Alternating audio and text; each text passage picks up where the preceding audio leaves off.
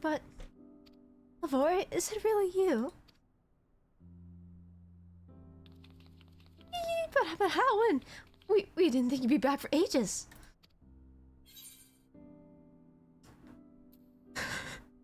Time moves in mysterious ways.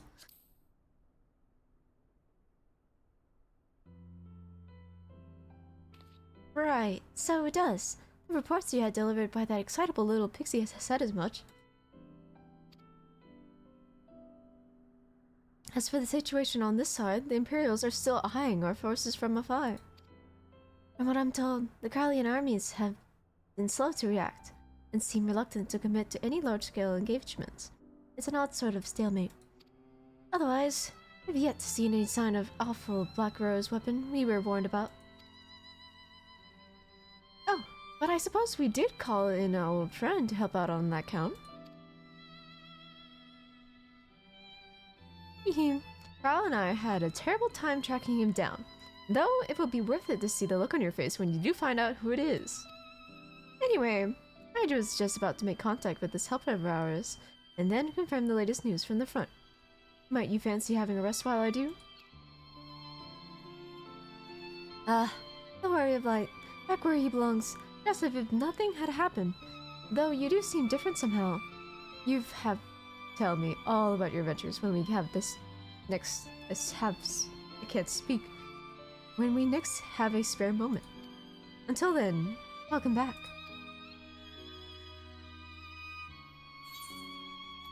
Oh, little graphic here.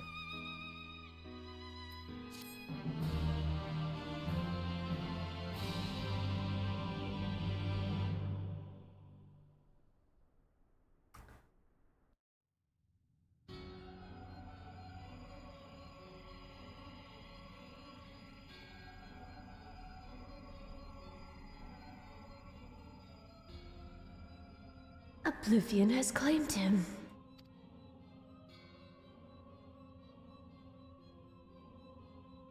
Mimic Silk, gone. Labria, gone. I alone remain, the last of the unbroken. Once more, I am moved to reevaluate the potential of these tattered souls. Ah, Xenos, never did I dream you could overpower me so completely. Possessed as I was of your body, and all its uncanny strength. And now that I have shared with you the truth of this world and its reflections, who can predict how events will unfold? Not I. Emissary, what a poor jest that title has become. The flow of history has become muddied. Its currents wide beyond my capacity to direct them.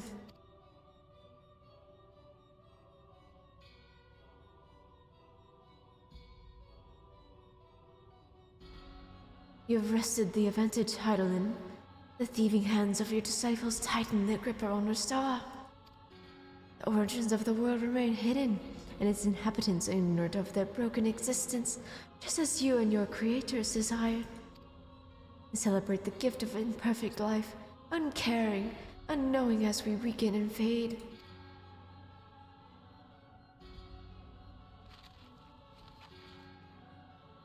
But do not imagine yourself rid of us.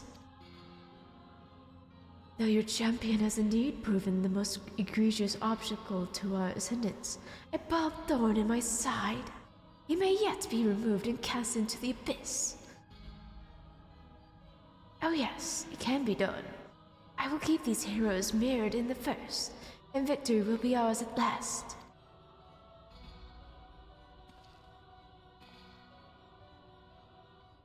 Warriors of darkness now, are they? Then their fate is decided.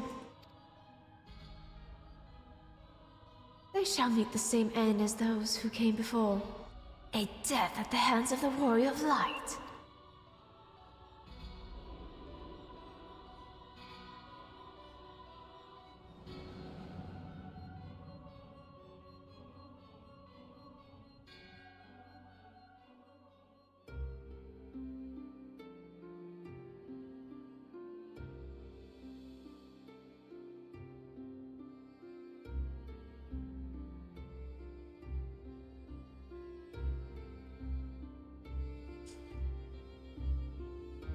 It seems you were right. Yes, there's something out there.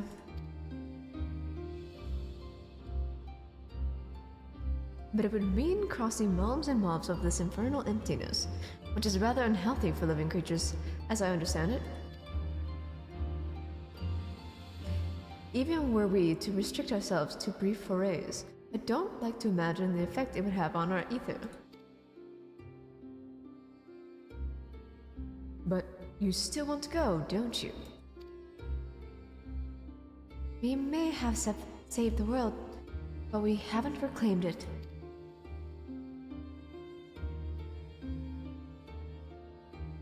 Ah, when you put it that way.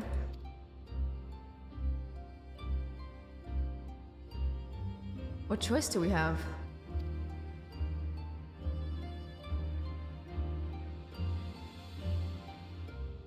Well, of course I'm going with you. Why's that family? That's what family is for, right? Wait, that's what family is for, isn't it? Come, let's head back and prepare for this mad journey of yours. Thank you, Thancred.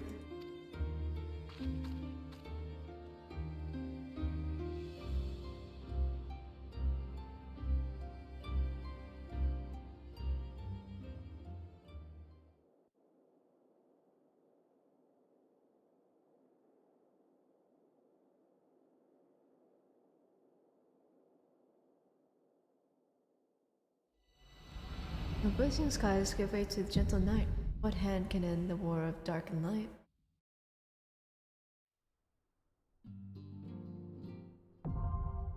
This party's unlocked. By completing the main scenario quest Shadowbringers, you have unlocked the trust system. Trust allows you to repeat previously completed main scenario dungeons with a party of NPC avatars who will gain EXP and level up in accordance with their duty participation. Bring up the interface, select Trust under Duty from the main menu. For more information, please refer to the blah blah blah. Okay. Furthermore, bolstered by your experiences in the first, you are now able to accept new quests from job-related NPCs in the source. In order to access them, following conditions must be met. Reach level 80 in a given job. Complete the relevant level 70 job quests. Complete associated role quest line. Whole quest locations and other details. Quests unlock new content have now become available in the Crystarium. Restwell, Warrior of Light and Darkness.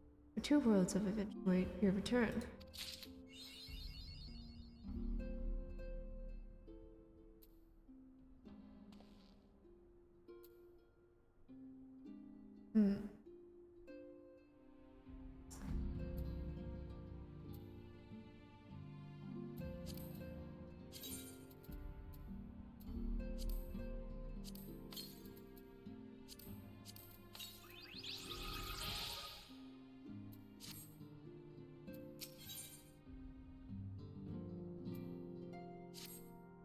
Oh God, it's good to see you. I hope your being here means you've had your fill of rest.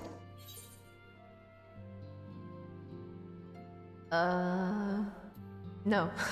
Not so much as 40 wings, truth be told. You're too selfless, that's your problem. But you'll be no good to anyone if you don't take a break every once in a while. Anyway, not much has happened since your last visit. I had planned for you to meet that helper I told you about, but he refuses to answer his link pearl. I do hope he's alright. We've been exchanging messages with the Eorzean Alliance throughout the room. They say the fighting has finally stopped at the Gimel Dark, and that the Empire has shown no sign of movement. Which means we might actually have a moment to ourselves for a change. Seeing as you're back, maybe you can tell me more about your time in the first. Great. Oh, and if you don't mind, I'd like to ask if Valhammen?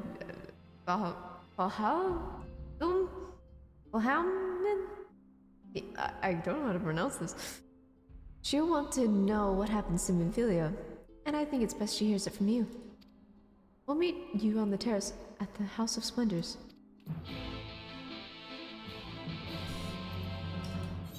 gonna call her Flamin. Flamin. Lahamin?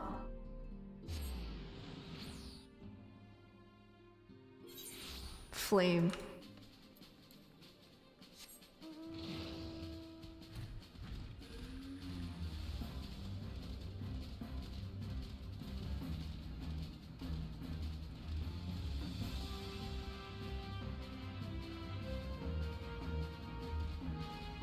That's upstairs.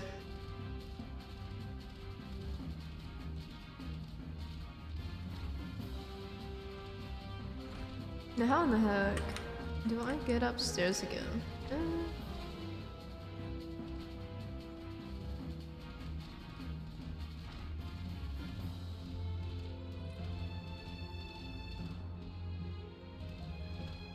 Wait, I can fly. I forgot. It's been a while.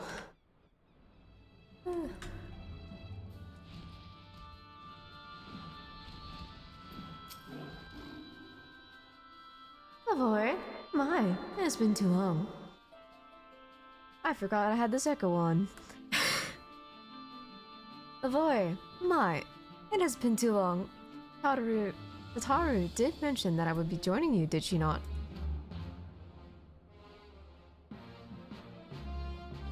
Thank you. Words cannot well express how I long to know more of the first. This world Minfilia has sacrificed so much to save. But come, rest your feet. Taru should be arriving shortly.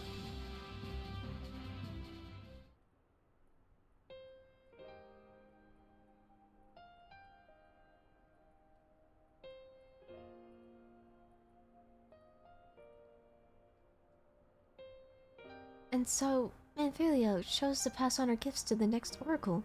This girl who thinker named Reen.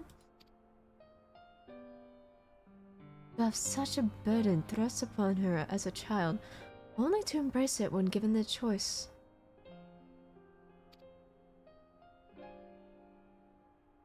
In that respect, they are quite alike. It would seem her legacy is indeed in capable hands.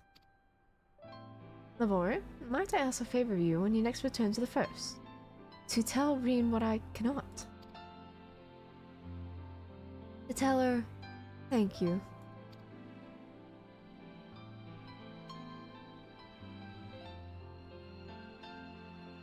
And I would offer thanks to you as well for staying with her to the end.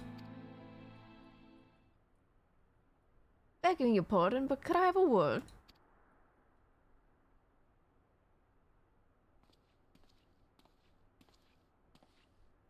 Royal, I hope you're here to tell me you received word from our helper. I wish, nay. I've got not a peep out of him, and it's been a good while, long while now, too bloody long. On account of which, I'm going to sneak over the border and see if I can get a signal from him closer up. What if they catch you? There must be another way. Well, it ain't as if we can ask Thinker to do it.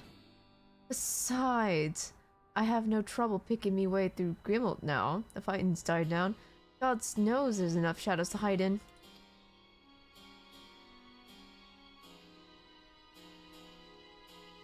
And it beats waiting around here twiddling me thumbs. Any road? I just thought to let you know. Now I best be. Ah, I never thought. Crowd's at the stones and she wants a word. What did they do with the patients? She was getting ready to examine him again when I left.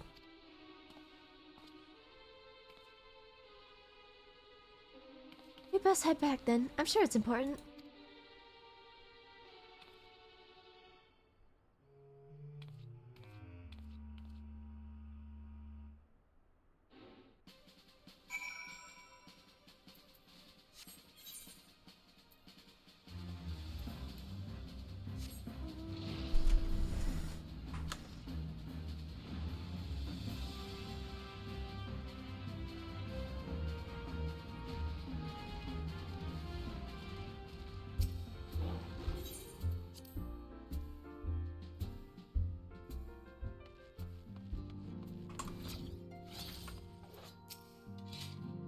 It seems she's still examining them. Oh, I do hope it's nothing bad.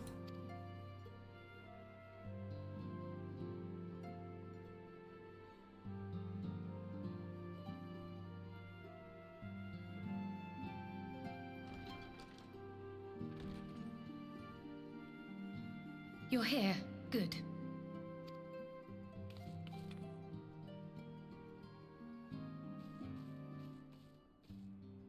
So, how are they? Still locked in slumber, but otherwise in good physical health. For the present, at least. For the present? Oh no, is something wrong with them? I'm afraid there may be. Oh, hold on. I forgot myself again. This isn't the first time.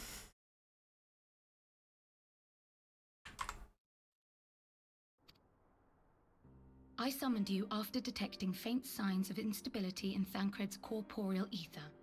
But subsequent examination suggested all 5 might be affected. And when I examined them just now, my fears were confirmed.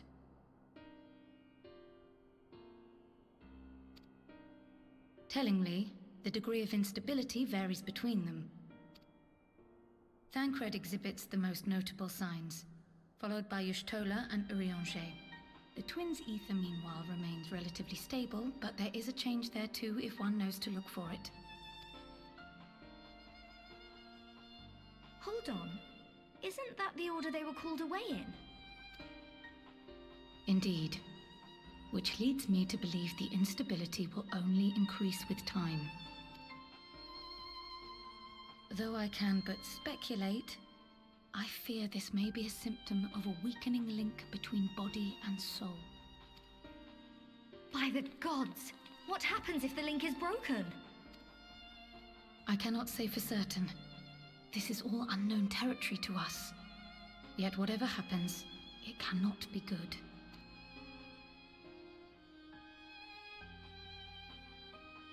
Mercifully, the instability is still only slight. And you may rest assured Master Matoya and I will do everything in our power to keep it from worsening. Be that as it may, it is imperative that you find a way to restore our friends' souls to their bodies. Leave it to me.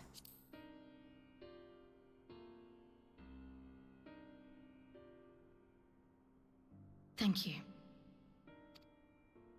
But where's he even supposed to start? We had the greatest minds in the realm hunting high and low for an answer, and they ran out of places to look.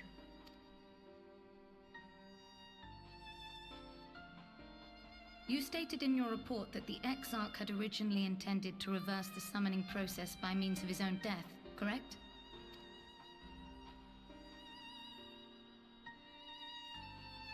Raha always was a reckless young fool, ready to die for the first righteous cause that came along. His plan might well have worked, but I for one am glad he never had the opportunity to see it through. Even if it does mean our friends must remain stranded a while longer. There is another way, I am sure of it. And the key lies with him, with the Exarch. Pray return to the First and apprise him and the others of the situation. We, meanwhile, will do what we can from here. And, if the fates are kind, we will have good news to share upon your return.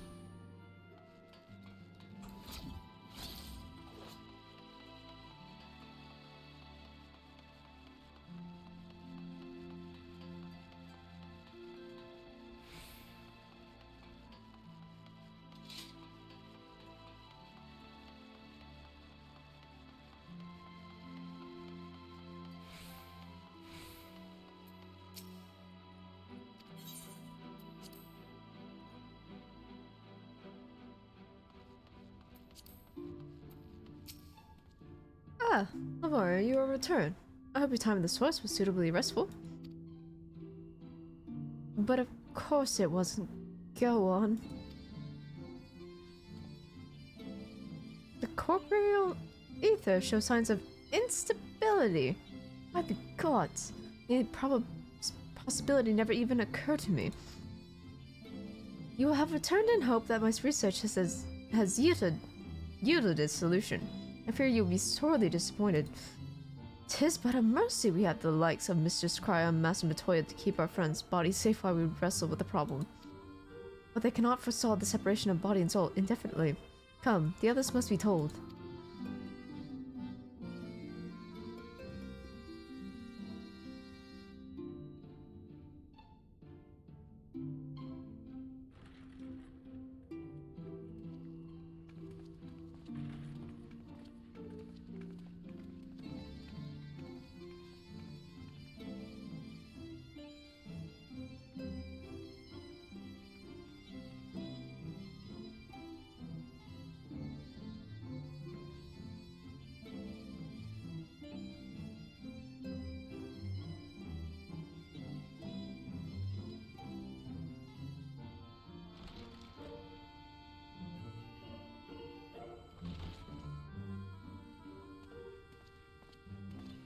Pray excuse my late arrival. Will Thancred and Reen not be joining us? Nay, milady. With apologies to all, they beg leave to pursue their investigation of the empty to its conclusion. Should matters here demand their presence, however, they did assure me that they would make themselves available. Yes, of course. Then let us proceed.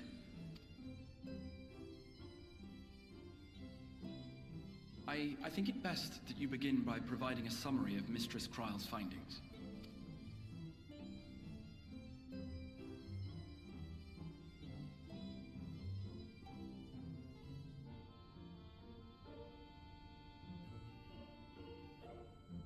I suppose it was only to be expected that some change would occur. Yet our souls seem unaffected, to my eye at least. How long they will remain so is another question. Kryle is right. It is imperative we find a way to return to the source. Perhaps an explanation of the method by which I brought you here will yield some inspiration. Ere I begin, it must be noted that I am by no means a gifted mage. In order to employ powerful magics, I must rely upon the Crystal Tower and its boundless reservoirs of energy. The magic that summoned you was no exception. 'Tis a singular spell, adapted through painstaking effort from the technique that transported me to the first. To use an analogy, it works by cutting a hole in the fabric of reality. A hole tailored to the object of summoning, through which it and it alone may pass unscathed. Though I succeeded in creating said hole, I failed to latch onto my intended target. Instead of you, the spell found those close to you, and ended up summoning them in their incomplete state.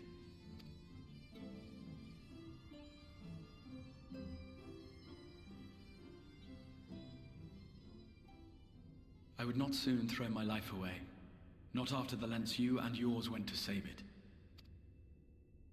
And so long as I breathe, I will spare no effort to see you safely home. But should all else fail, and your lives be at stake, there remains one sure method. Ugh. No.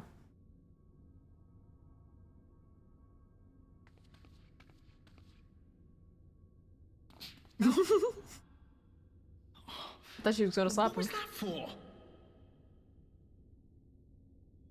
How can you even entertain such thoughts? You owe your life to the Warrior of Light, and you don't get to die unless he says so.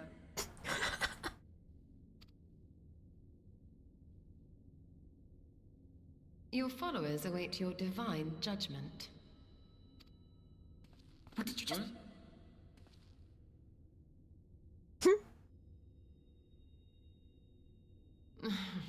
If the two of you have finished, perhaps we could return to our discussion? Rather than dwelling upon the multiple failed attempts at transference, I think it would behoove us to focus on the solitary success.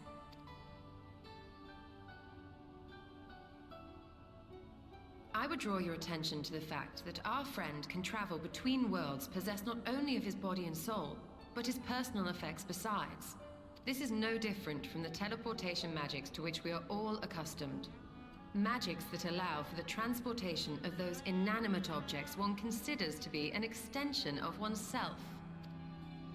Are you suggesting that simply by considering us his possessions, he could carry our souls back to the source upon his person? Well, it would be nice if things were that simple for a change. But vague notions of ownership seem a rather tenuous thing to stake our lives on.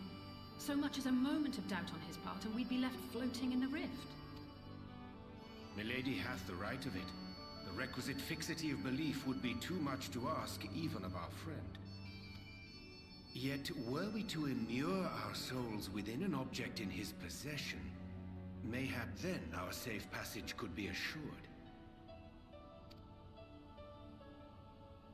White Auracite would, I believe, serve as a suitable vessel for this purpose.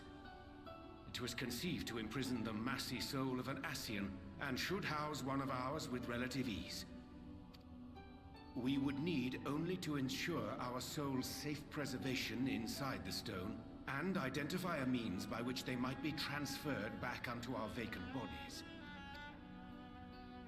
Soul preservation and transference. I believe I know of someone who may be able to assist us. On the far shore of the source, there stands a great palace built by the elves. It was forsaken in the wake of the flood, but a certain Numo chose to make their home there soon after.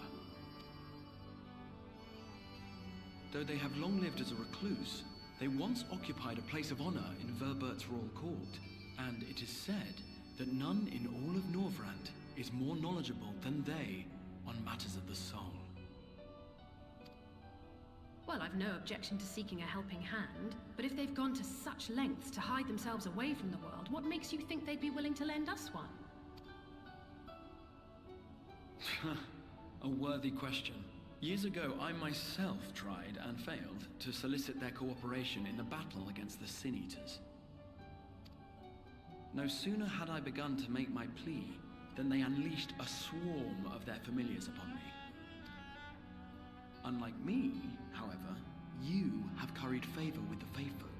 By that merit alone, I am hopeful that they would grant you an audience. They may still be inclined to turn you away, of course, but if their knowledge might feasibly facilitate your return home, we have to try.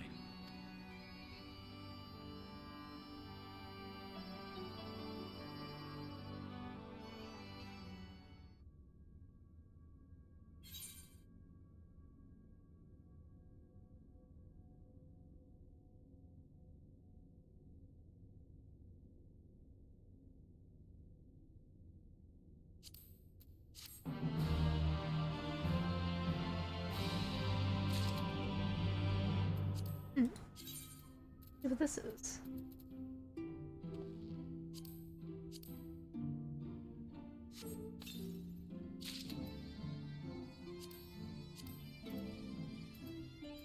It's alright.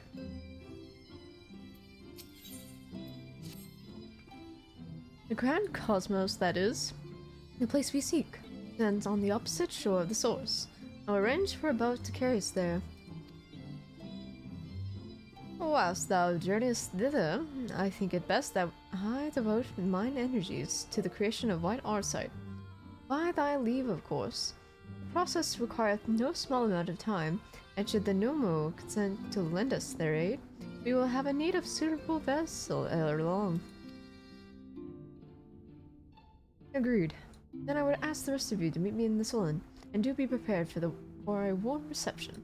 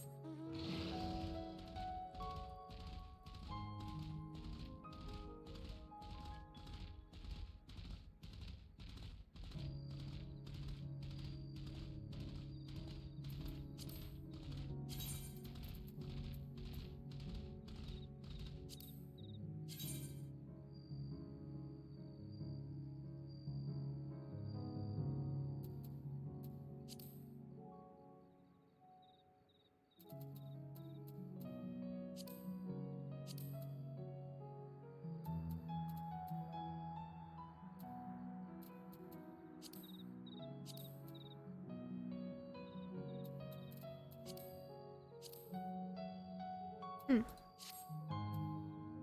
Mhm. Hmm.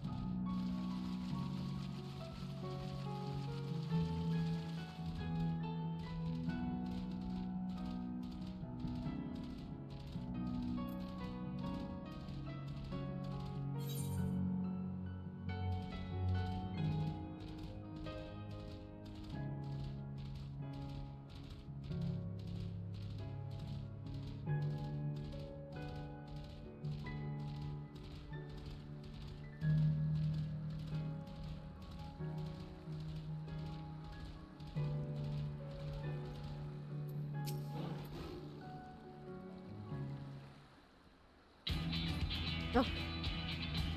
As I told you before, I have scarcely set foot on the palace grounds when I was set upon by our host familiars, and I expect our reception today to be no different, which is why I propose we march to the main gate, weapons drawn. I'm sorry, but we are not here to petition for assistance. You can't honestly think barging in and looking for a fight is going to persuade them. Actually, I believe the Exarch may have the right of it.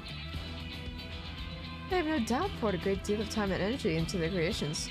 Were I them, I should be most interested to meet with those who could overcome my defenses. As would any true seekers of knowledge. And there is little we can say or do to convince them to help us if we know nothing of their character, no less why they chose to hide themselves from this world. But if we can seize their interests, mayhap we can earn ourselves an audience.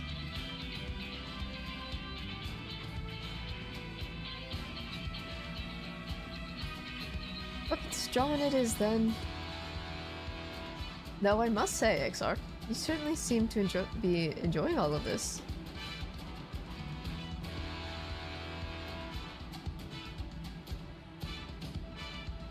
Do I?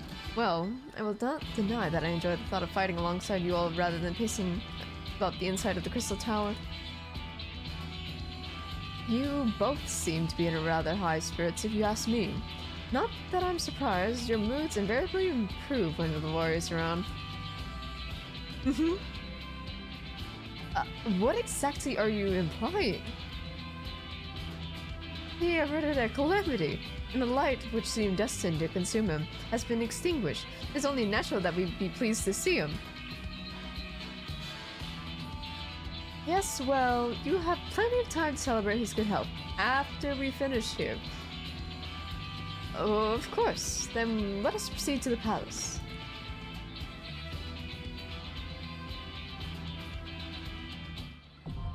The Grand Cosmos.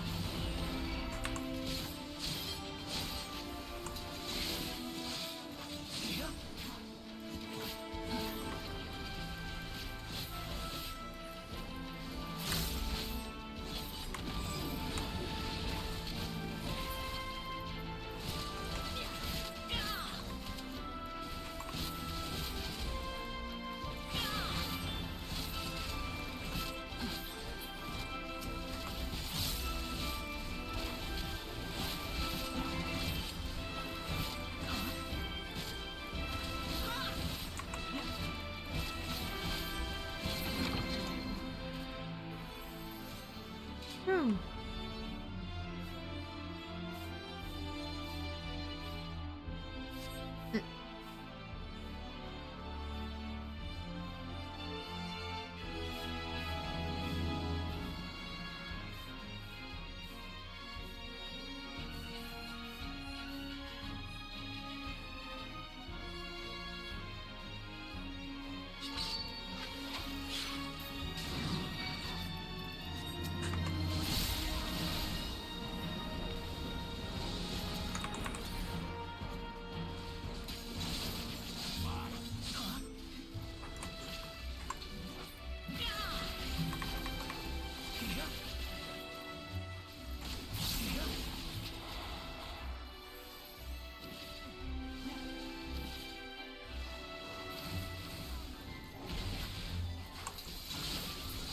Leave the healing to me.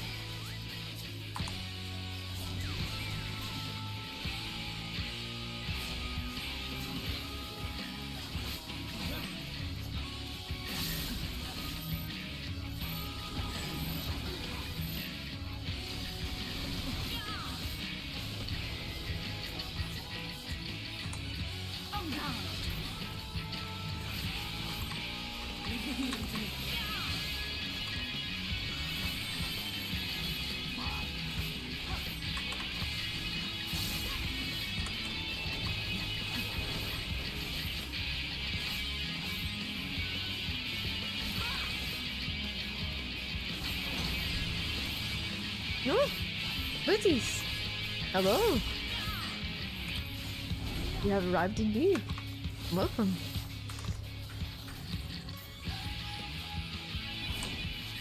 What you been doing? Oh. Oopsie. Oh, I'm being swept. Ah! I've been deep cleaned. Ah. I'm good.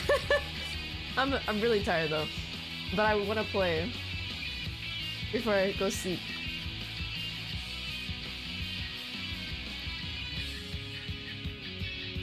And good to hear.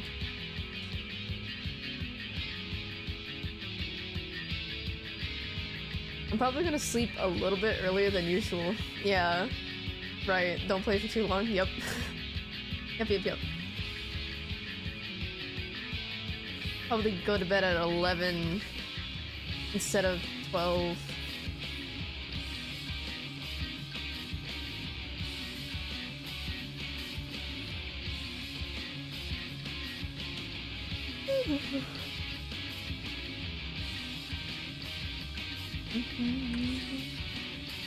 I still have work tomorrow.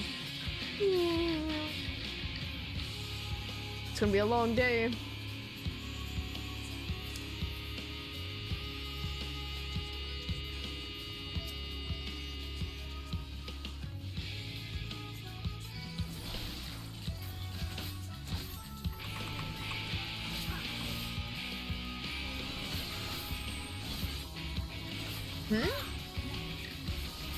Yeah. It's okay, you're getting paid. Not paid enough, honestly. But it's something. It's something.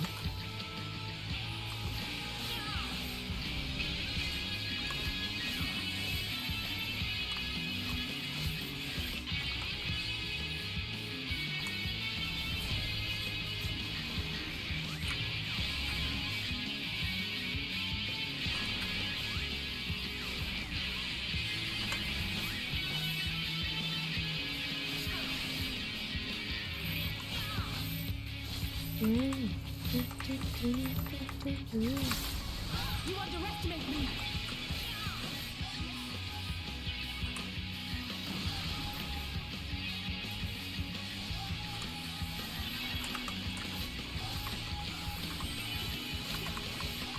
Leave the healing to me.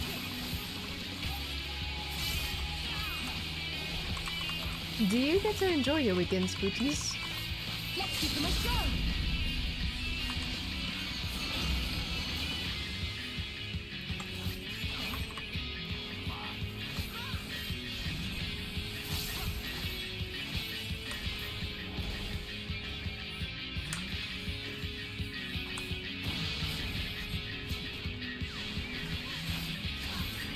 Oh, game too loud? Ooh. Ooh. I was wondering if you get to enjoy your weekends. Ah! Eat! Don't sweep me! Eee!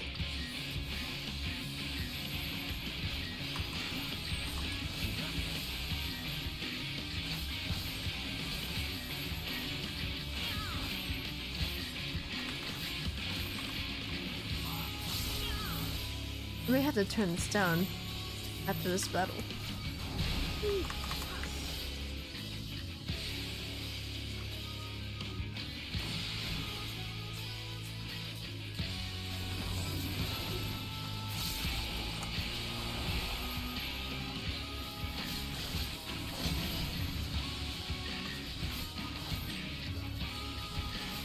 Talk to people and play games.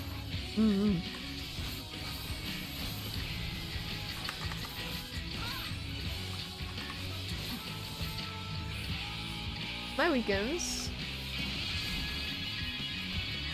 either include drawing. Ah! Eee! Frick.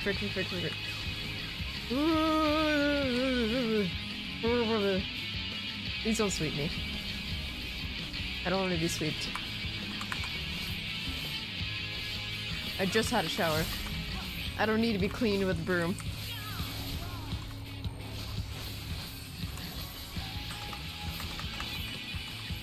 Hanging out with people, doing the things I enjoy,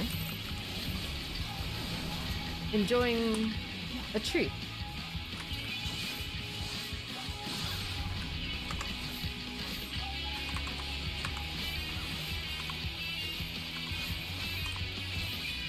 I'll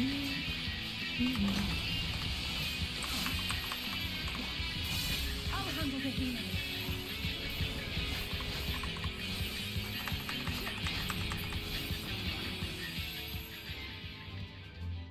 Just finding ways to what I usually do to enjoy myself. Which goes from reading the drawing to playing video games. To washing things. Which way? Where am I going? Where am I? I think it's this way.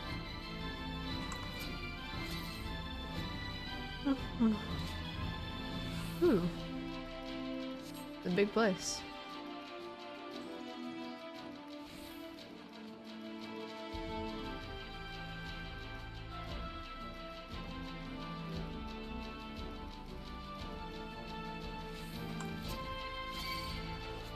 What books are you currently reading?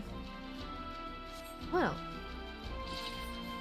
I just recently got the latest volume of Case Study of Anita's, but I need to order some other ones for manga-wise,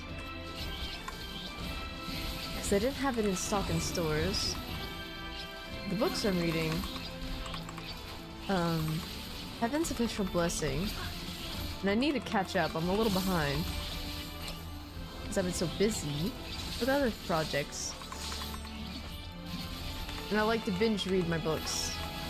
So I kind of just go off the face of the earth for like a day or two, reading the book.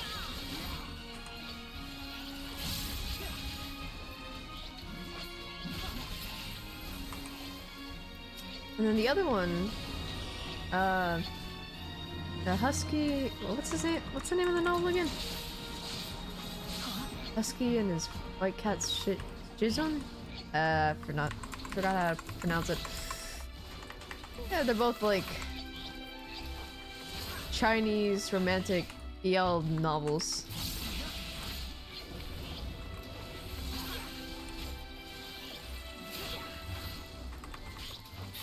Both very different. Very different.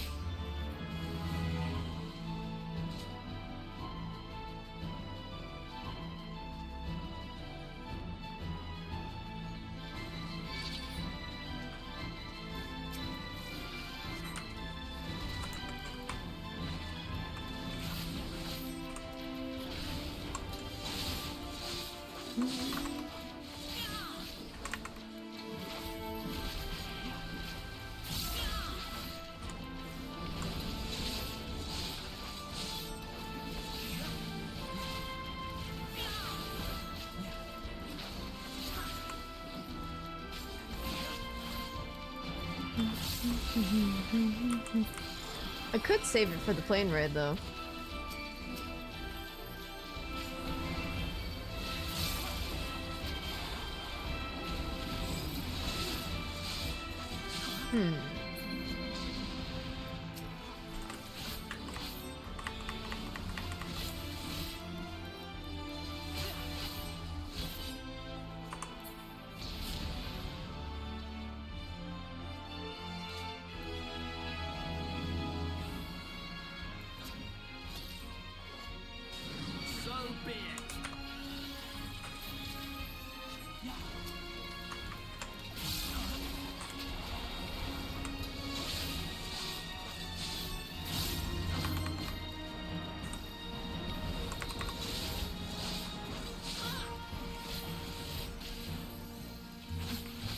Do you know what you want for Christmas, birthday, New Year's? Well, yes, a few things.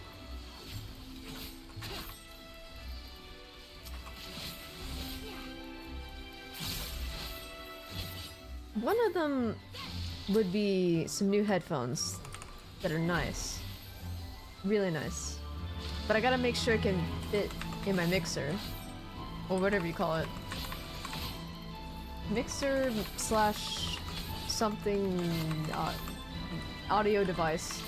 Big thing.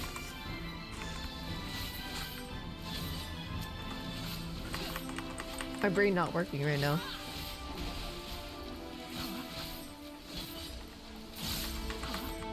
But headphones would be one of the things.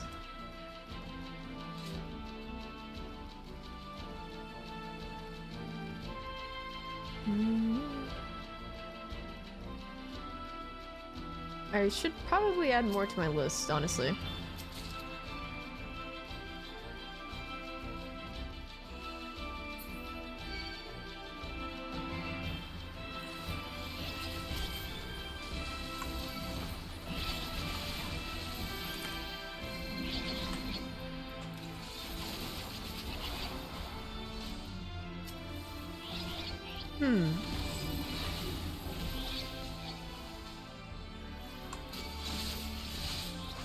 Out of curiosity, what do you think I should possibly get?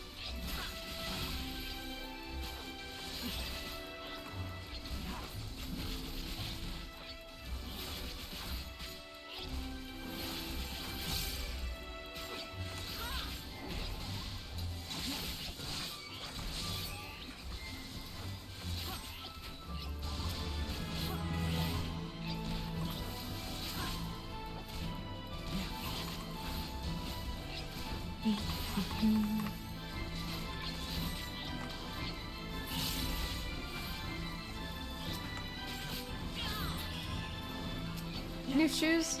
True. True that. Oh. Oh, yeah.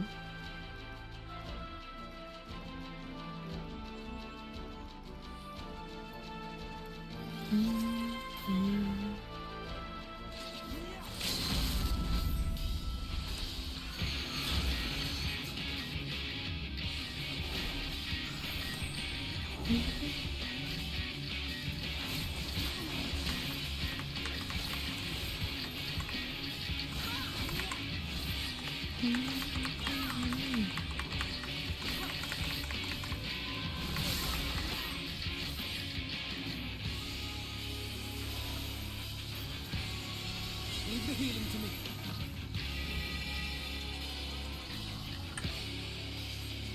What the? See?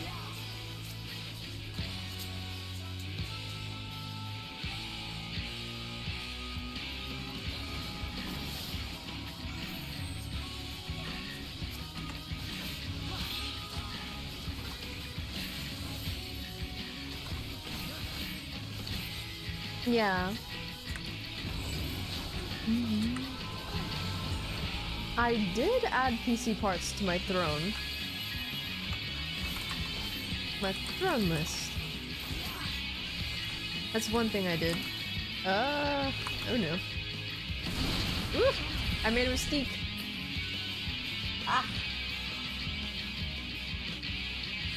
Okay.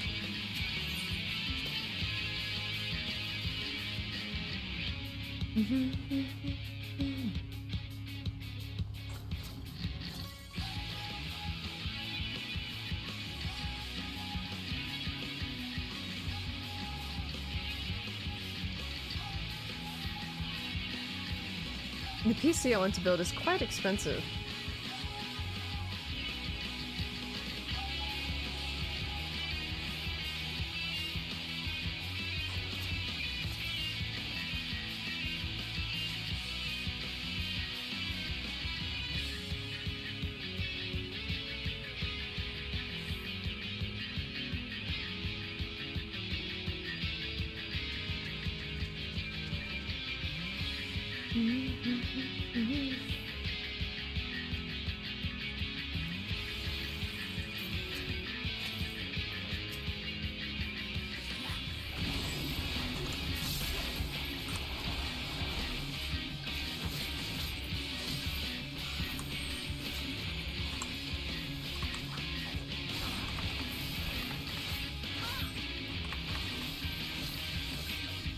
I would go above and beyond and gift an extra thing. Fuck Scaleneers. It'll be a silly joke. Oh my goodness. I'm crying. Booties is so silly. Wanna know something?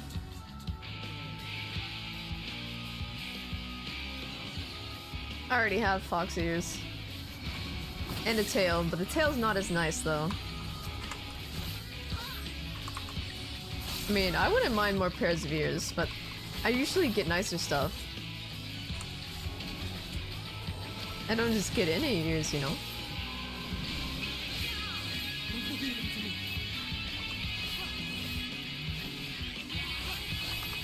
You gotta upgrade them.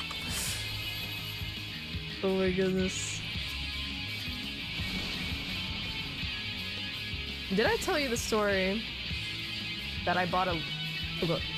Oof. That I bought a fancy luxury collar, leash, and other things that match it. But it never got sent in, and they straight up scammed everyone that they sold to.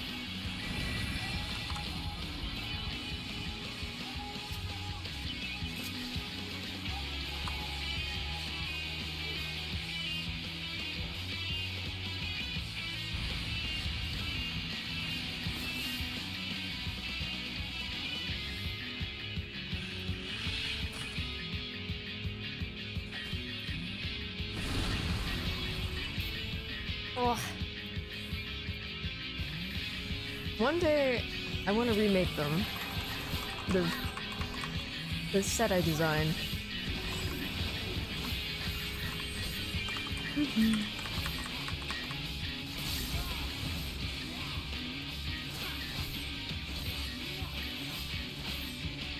Oh yeah.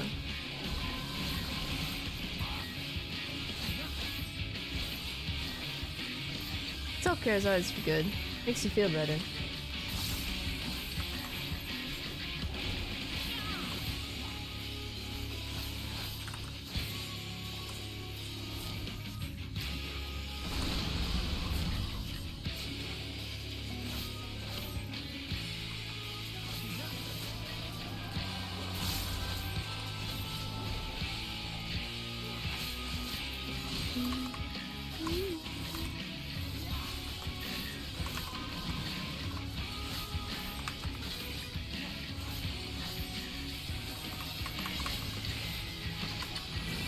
Quit dropping your seeds everywhere, woman.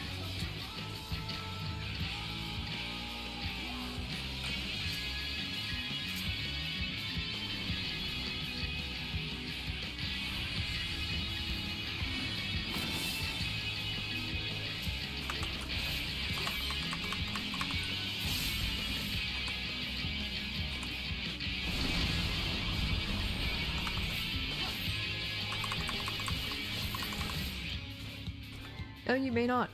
True.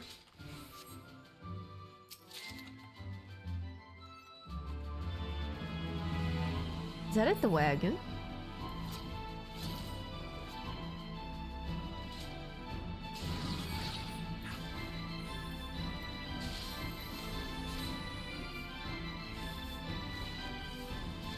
Oh. It came alive. How cute.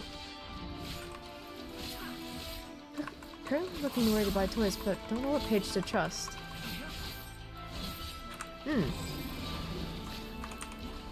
Good question.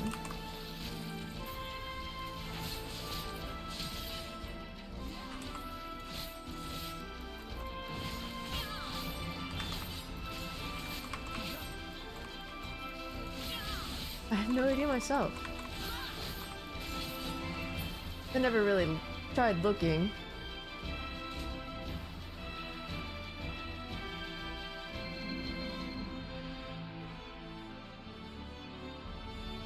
I may know one place, but I don't know how good their stuff is. So I couldn't recommend it.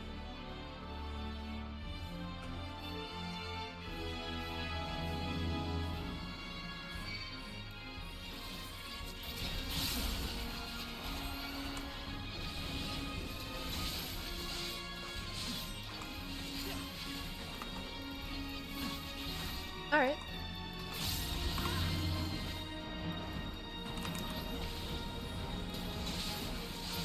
After stream, remind me. If I do forget. Which there is a slight possibility, because I am sleepy.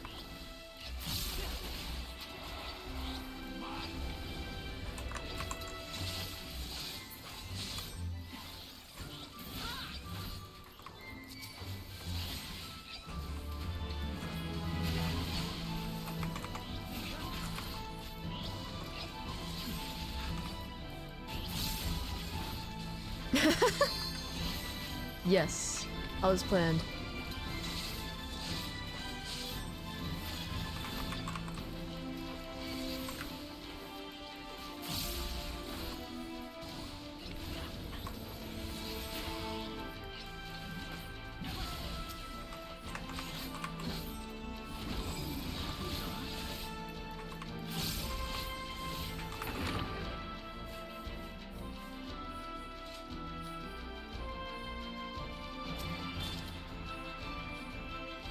Got your hand on FF7? Ooh. For free too. Ooh, nice. For free? Ghost?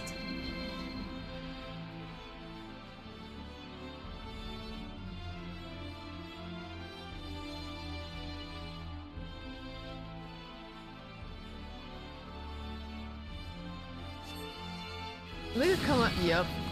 Come out of the paintings.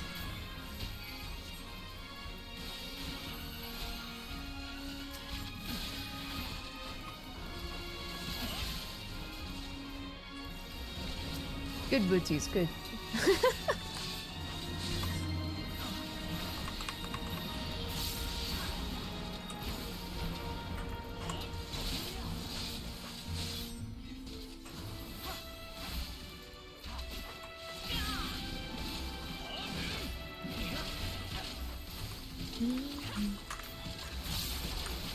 I feel like I'm playing a piano on my keyboard whenever I play this game.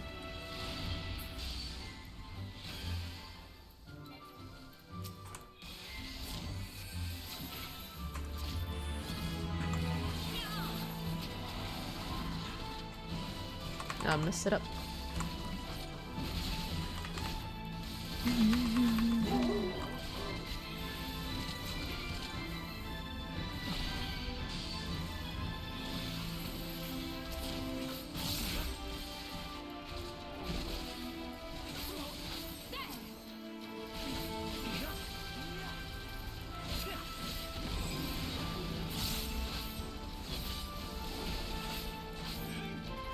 Name is Mothbert.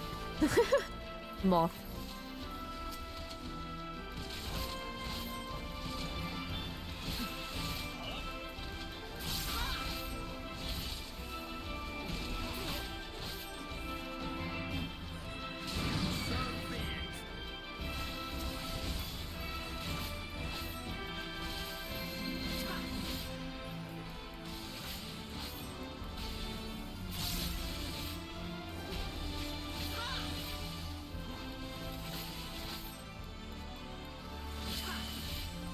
Mopbird.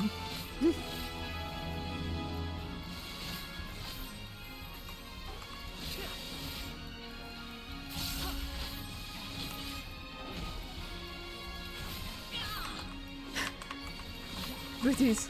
I think that what you said was a wink.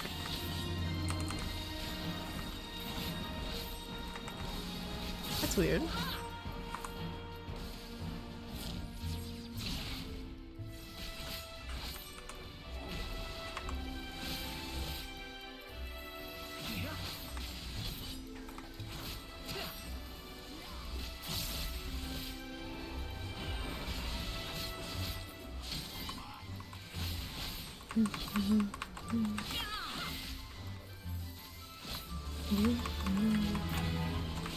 You underestimate me. Oh no.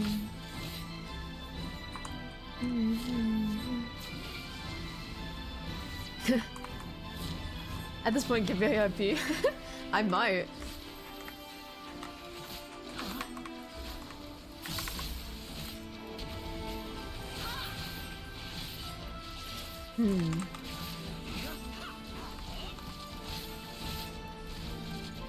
But should I give VIP willy-nilly? Or should I make it a little bit special?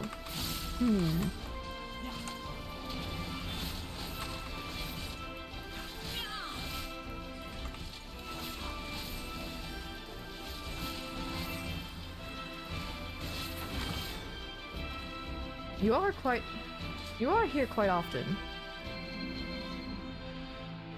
Can I do it from here?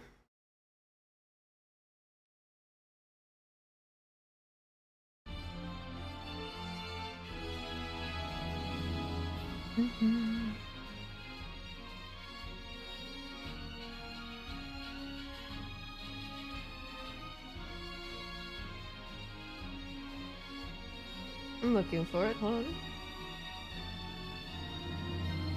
No, I do not want to time you out. Please, no.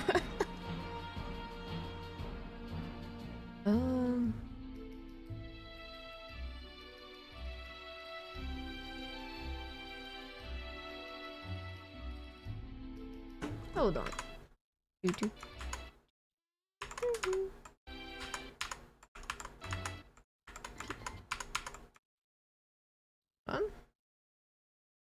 Let's see. I'm gonna open up my settings.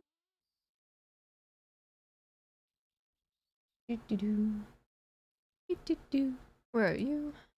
Looking for you. Role manager. Booties.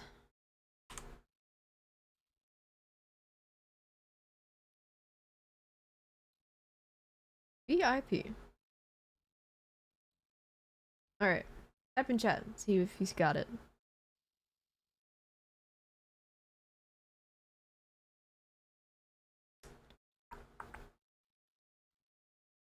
You should.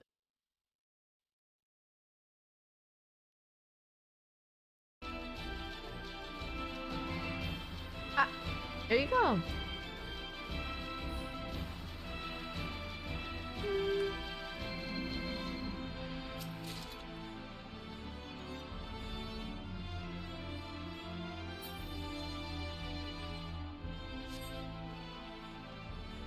Now, if anyone else asks, they're gonna have to go through a trial.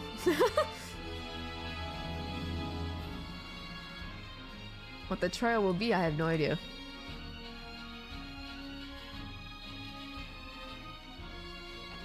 You're welcome, Booties.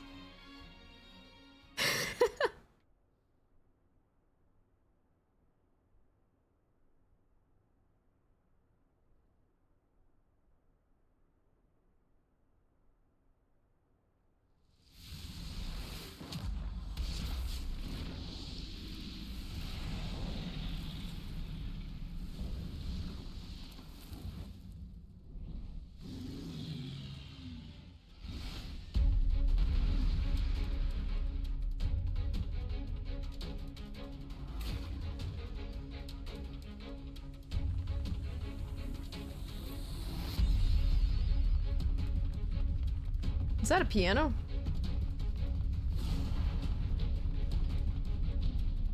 This is gonna be interesting.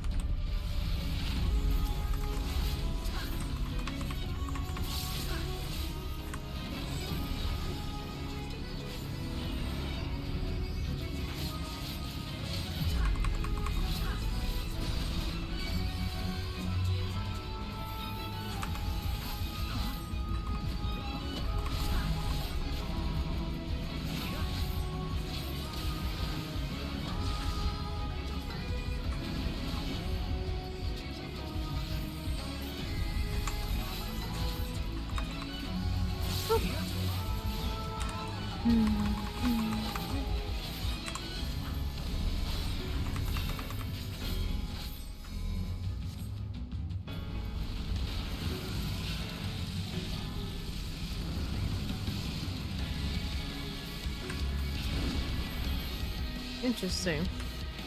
Okay.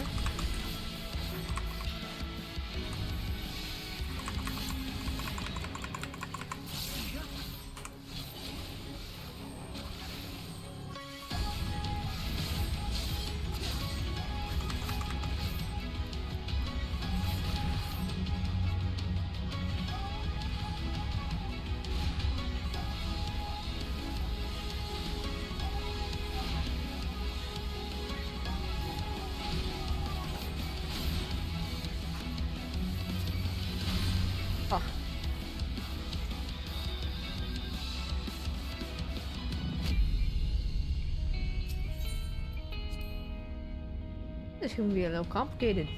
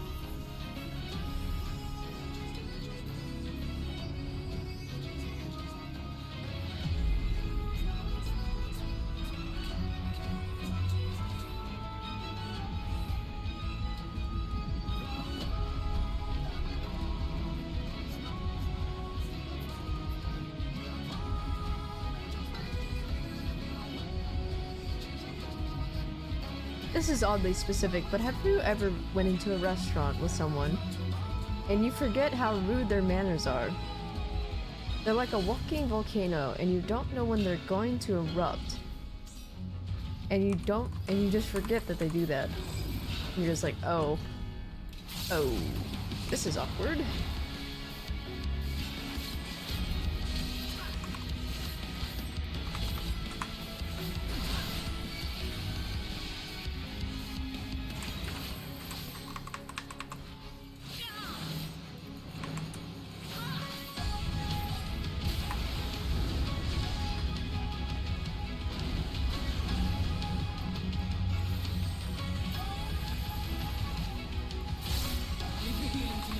Yeah.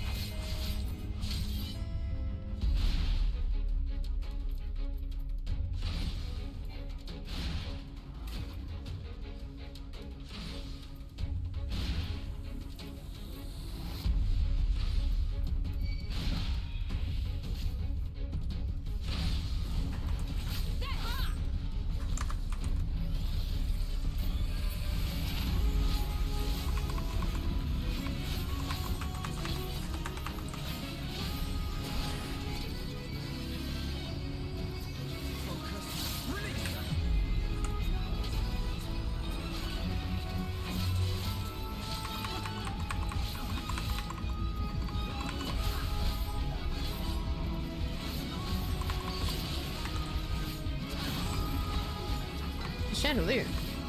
Okay.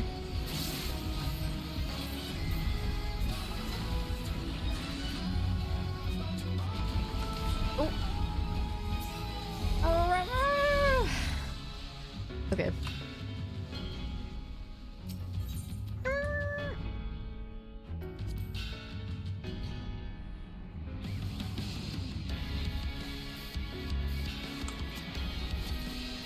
The problem of doing it with NPCs is that no one can resurrect you and it all goes down to you.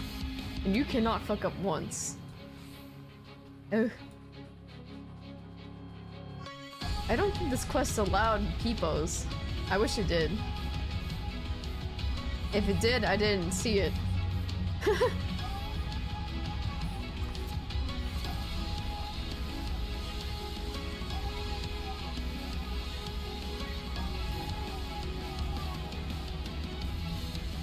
The phone delayed is amazing.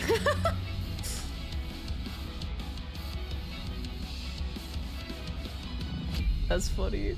Phone delay is so annoying.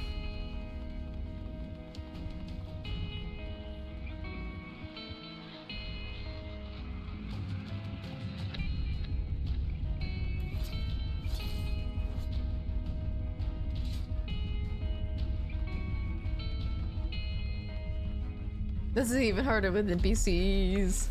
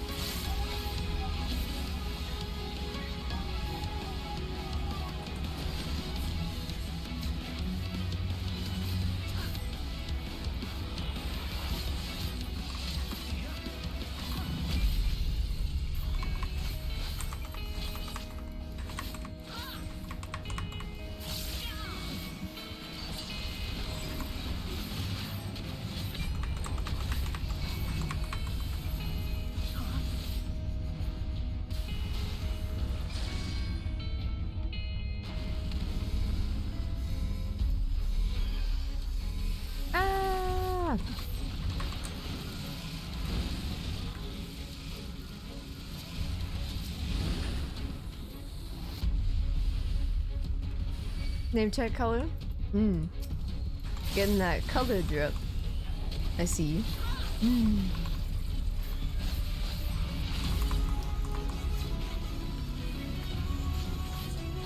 Bubblegum. Ow. Ow, ow, ow, ow, ow, ow.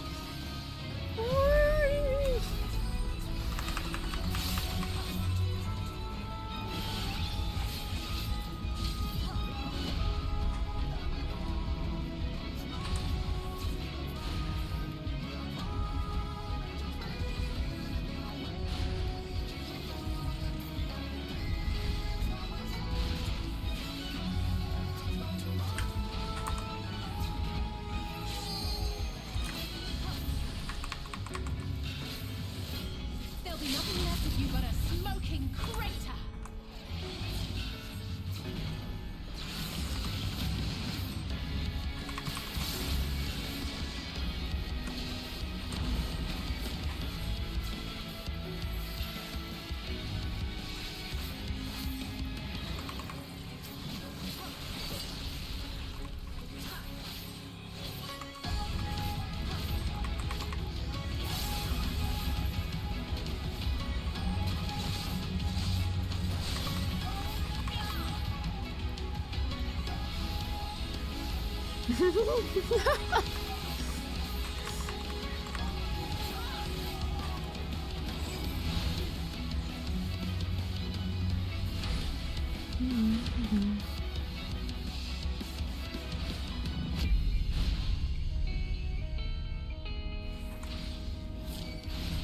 Yeah, Twitch's normal colors isn't really the best selection. You underestimate me!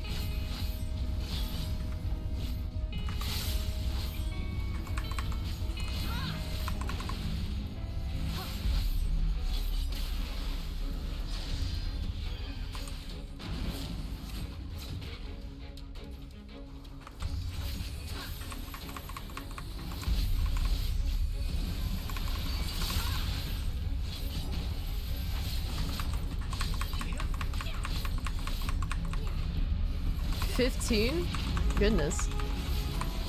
Oh, that was close. That was so close.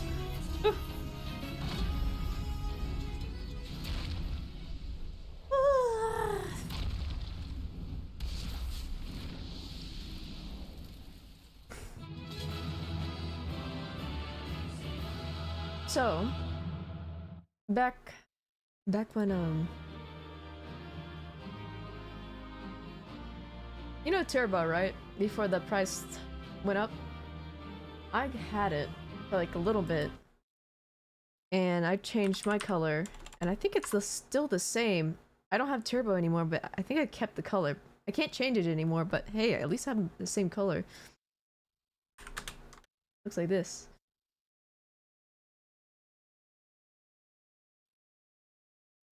Yeah.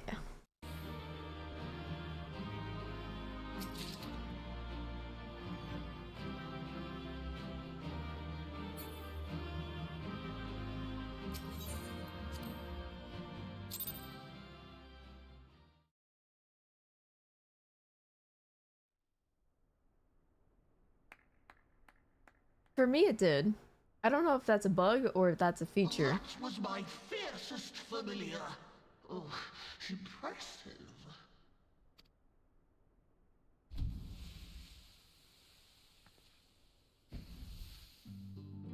Wait a minute. It's one of those. Whoa.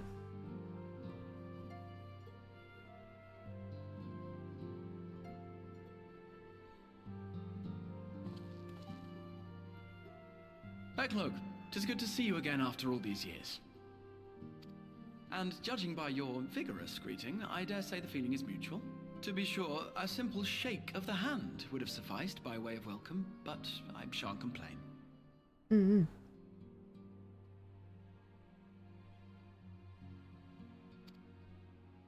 But you must be wondering as to the purpose of our visit. We come to beg your assistance in a most urgent matter. Shake? Beg? Our Green? comrades' very souls are in danger. If we are to save them, we will need the benefit of your unsurpassed knowledge on the matter.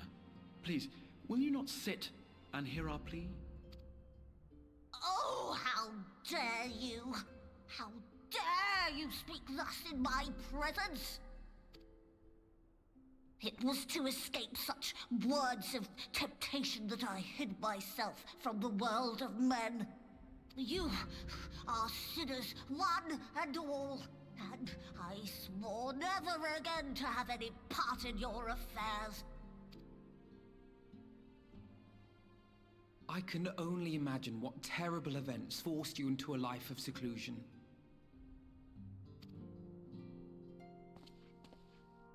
But I know that the Numo are a good and noble folk. It is not in your nature to turn a blind eye to the plight of those around you. And in treating with us, I am certain whatever mistrust you feel for man will begin to heal.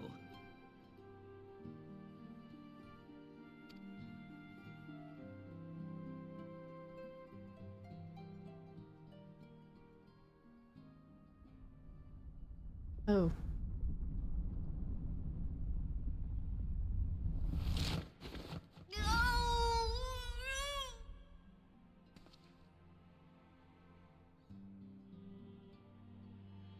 If you will not be satisfied, I suppose I could listen. After all, there's no harm in just... No, I mustn't. Not again.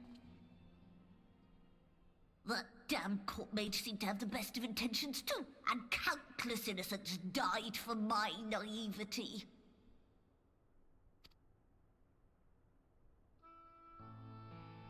Oh, you know not what you ask of me.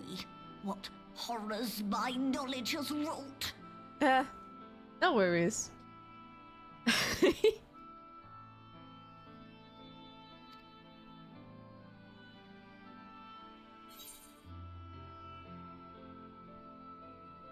Refuse all you want, but we won't bow down and accept defeat.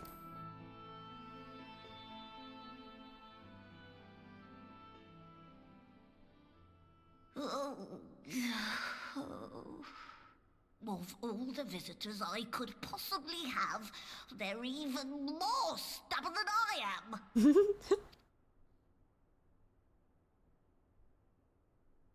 Oh. No.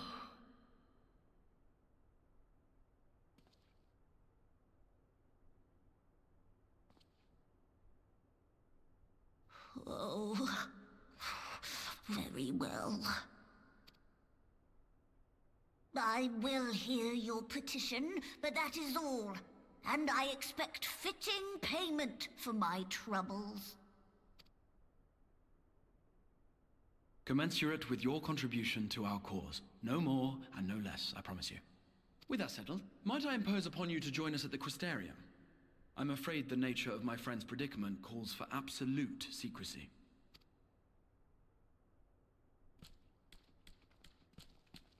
Capitalism.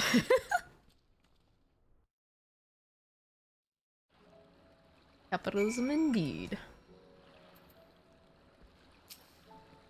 There we go. The others have gone ahead to the Crystal Tower with Backlog. The record, I truly wish we hadn't had to resort to using such words when treating with them. I've ever sought to convince, not compel. Yet I cannot deny that a part of me is glad that Yorje shared his knowledge of Numo with us. Had he not, Belloc wouldn't be here. Speaking of whom, we should hurry. To keep our guests waiting would only add insult to injury.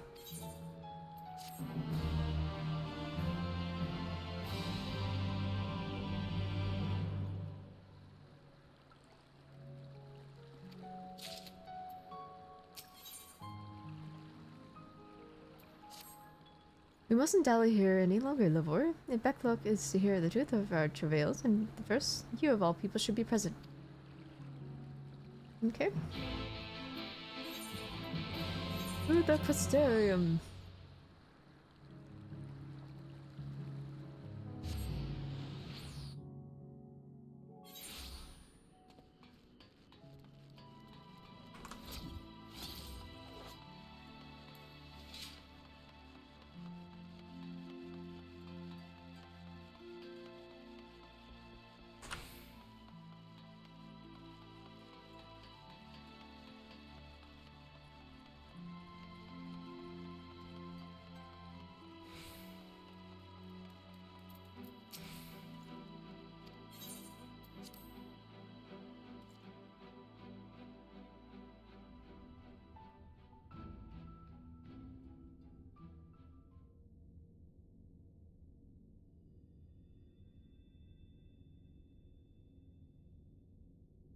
I love her tail, so cute.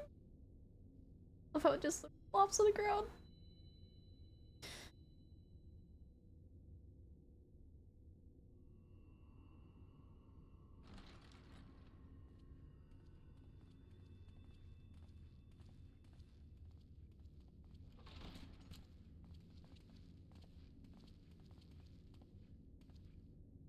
I'm sorry. You mean to tell me not only that the return of night was your doing, but that you hail from another world as well? Everything we told you, of the source, the shards, the 7 umbral calamities, all of it is true.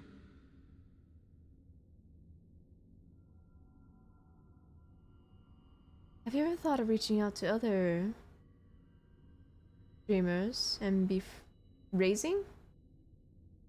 Raising? What does raising mean? Raising streamers and befriend them? Do collabs and stuff?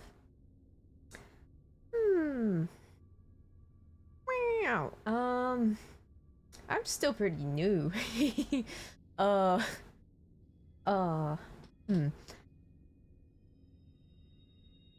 It would be cool.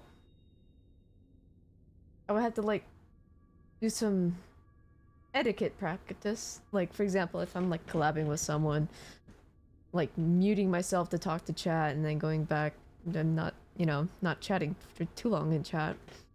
You know, little etiquette things that people don't tell you.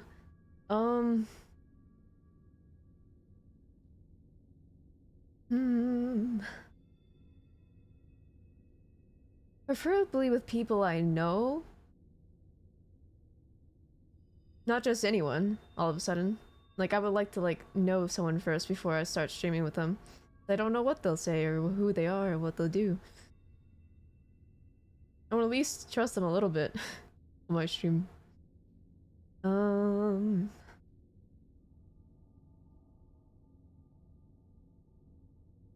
Yeah, I think it's too soon. I don't know what I'm doing. I'm just a silly old little fox dragon. It may be too early.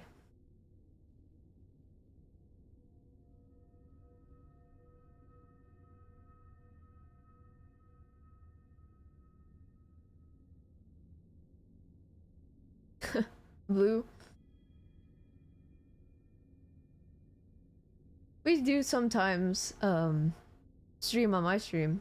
He sometimes like comes over on my stream. Which is usually pretty random.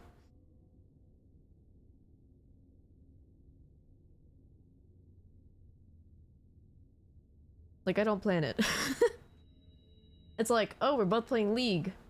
One for one day. Well, why don't we stream it? Okay. Goes like that.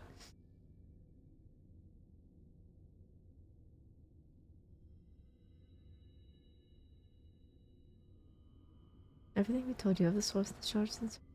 I realize how fantastical it sounds, and I would not blame you for doubting our testimony.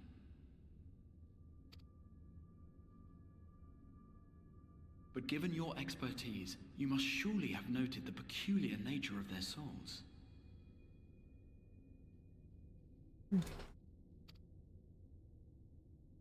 Any other time and I would have dismissed your stories as balderdash and flummery. But upon closer inspection, 'tis plain their souls are far denser than is normal, and that they do not possess true bodies. Save you. Your body is your own, and your soul is the densest of them all.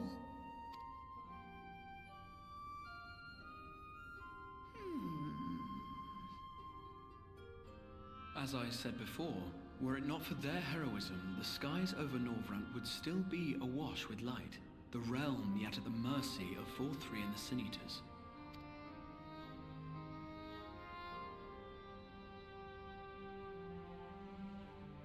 After all they have done for our home, seeing them safely back to their own, it seems the very least we can do.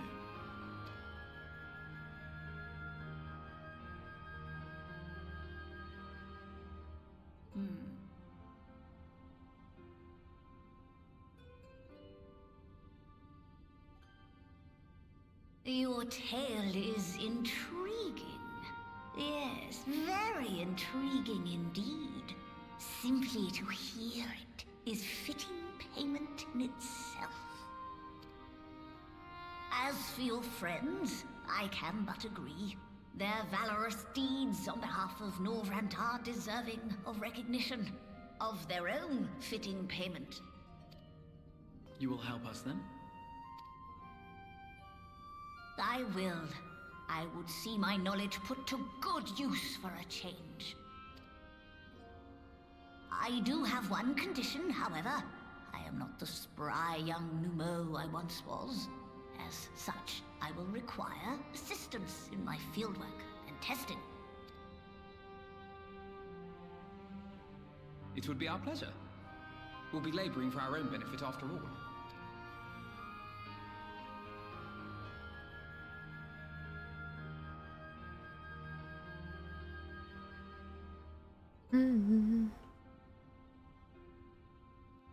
I'm not used to reaching out to people either.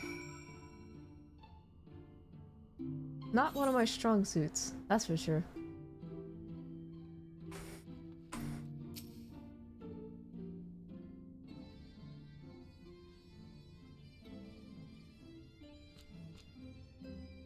You have spun quite a tale, but tell me, have you given any thought as to how you might return to your world?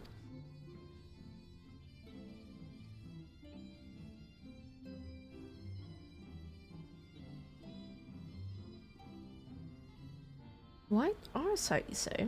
An intriguing proposition. But one which fails to account for the present state of your souls.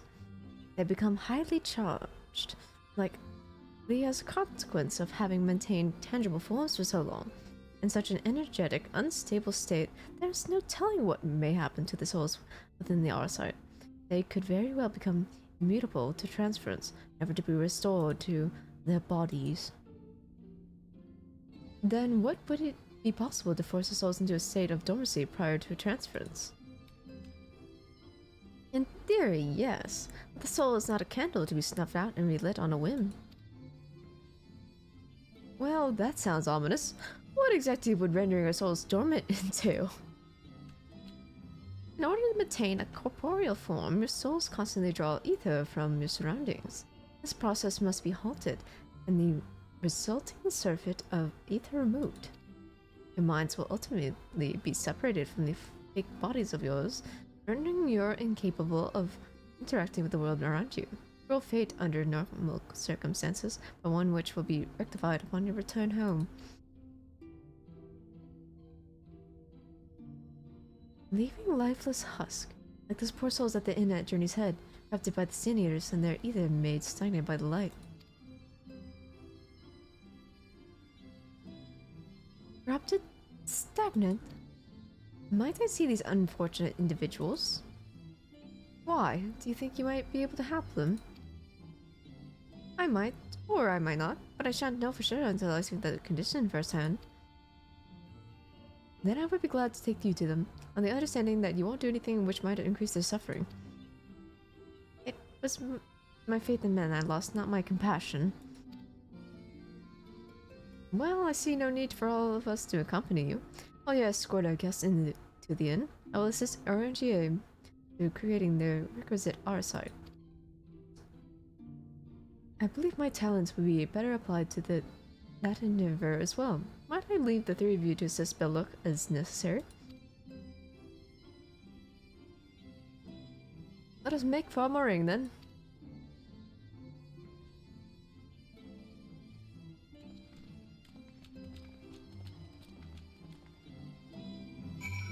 Alright, let me turn down the music for a little bit for you booties, since it gets a little bit too loud sometimes. Let's see.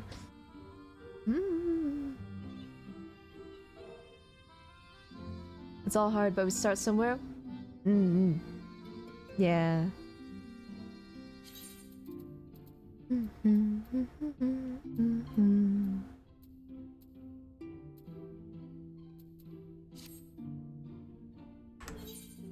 Right.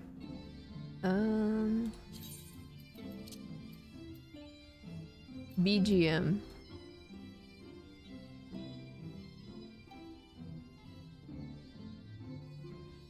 How's this? Is this good? Maybe a little bit lower? Just right?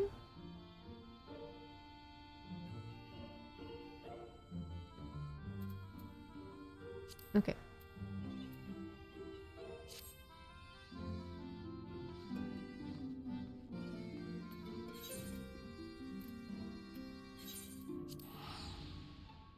Good.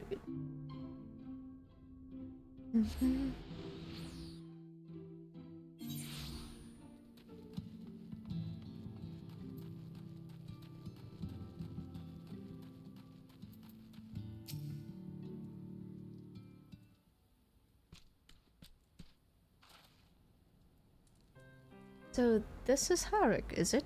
Yes, his etheric balance leans perilously toward the light. Towards stasis. What do you suppose will happen to him? Not too bright, are you, boy? The same all is all for souls corrupted by the light who become a sin eater. You don't know that. We defeated the wardens and banished the light from the night sky. Harik was completely unresponsive before, but now...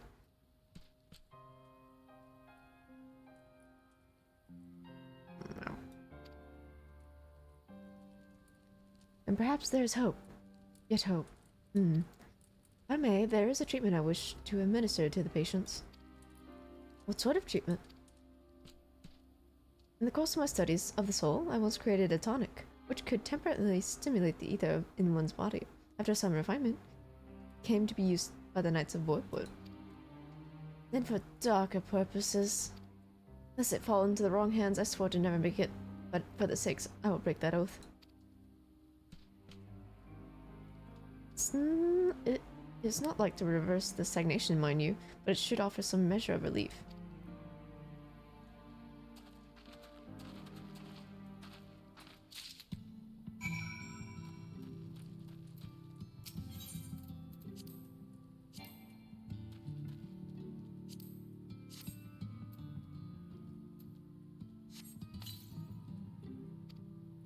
Uncircling Leodu, it seemed the tonic had no effect.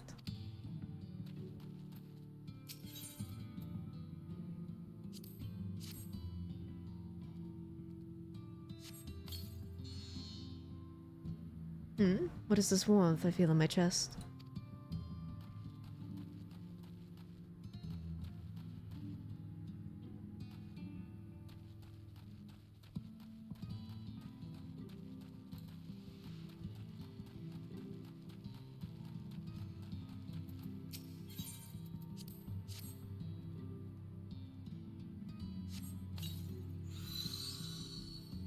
I feel warm, and my legs, they don't feel as heavy.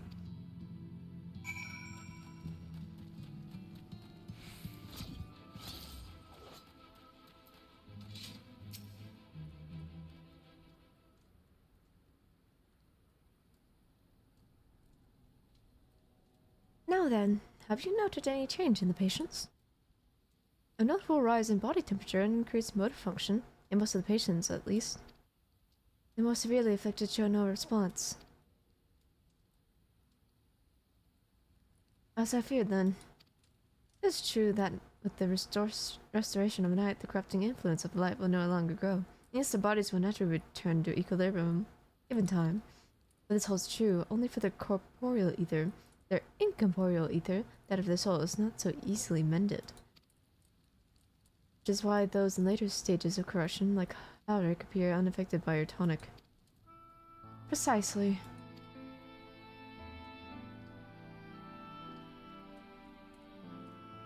The boy's soul is too far gone, his mind held together by the finest of threads.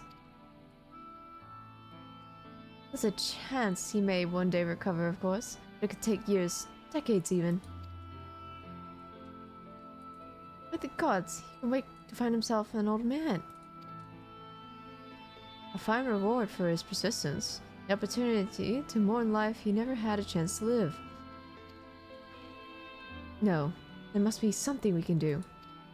Look, I realize this is not why we petitioned your aid, but why do you think it possible we can find a way to hasten their recovery? Maybe.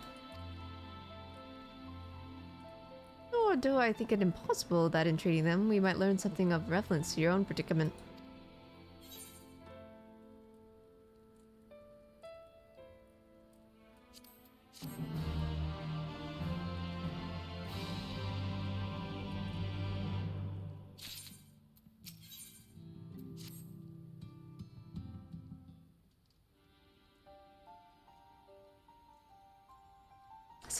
I suspect the Crystal Exarch has told you of my past, that I was once a mage of the royal court of Voidwood, and the soulcraft was my field of study. The tonic you administered to the patients here is one of my fruits of my labors. I hoped to do great things for the kingdom. But in the end, my knowledge brought only suffering, a plague like which none have ever seen. In the hands of unscrupulous men, what should have been my greatest triumph instead became my greatest shame. You mustn't dwell in the past.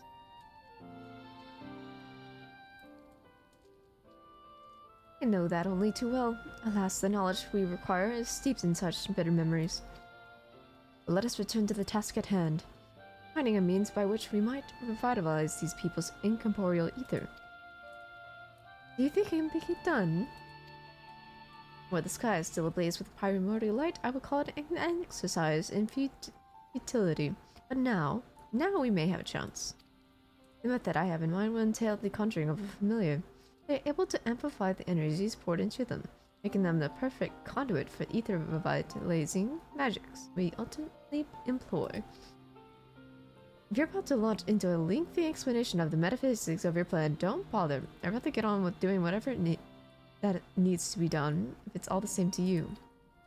Whatever reagents must be procured or spells invoked, I'll do it.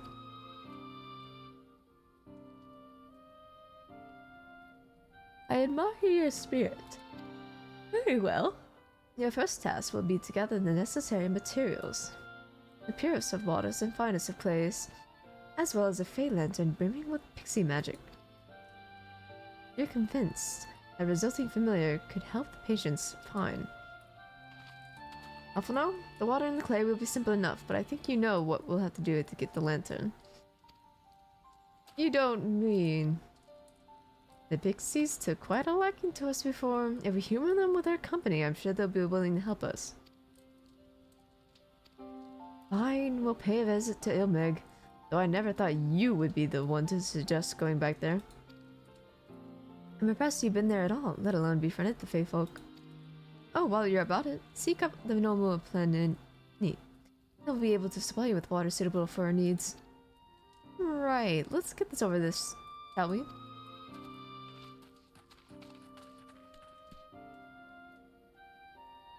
There still remains the matter of clay. Might I prevail upon you to find it? Hold on, chat. I'm getting a call. 1 second. Or, give me a minute.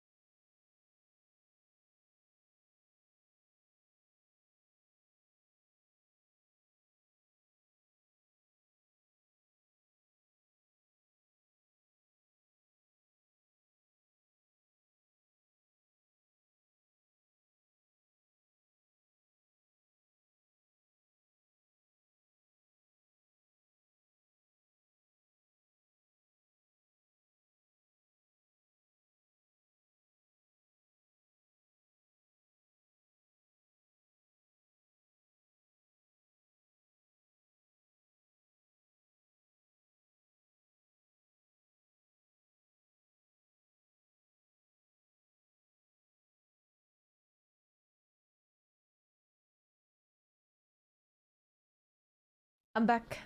Eeh. I got a phone call from my mom. She was telling me about a dream.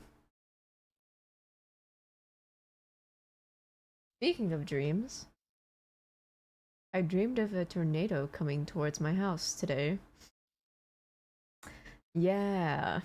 Not the first time I had a tornado dream.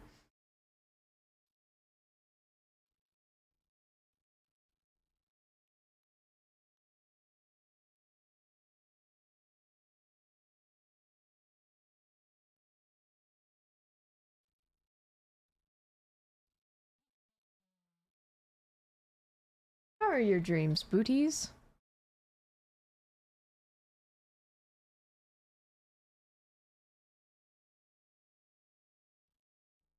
Where I come from, dreams are highly looked upon.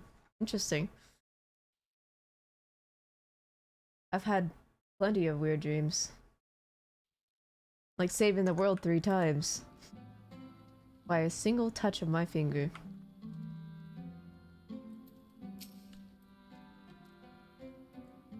You dream about falling in love. I've had some very spicy dreams too. Not gonna lie. I'm like, what in the world did I just dream up? I just have the most flustered face in the morning. My face is all red. I'm like, how did it how did this happen? Ooh. What did you fall in love with? Was it a creature or was it a person? Was it some kind of alien?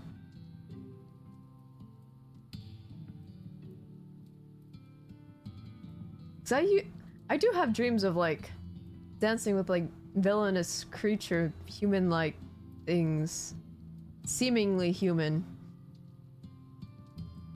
being romanced by them for some reason.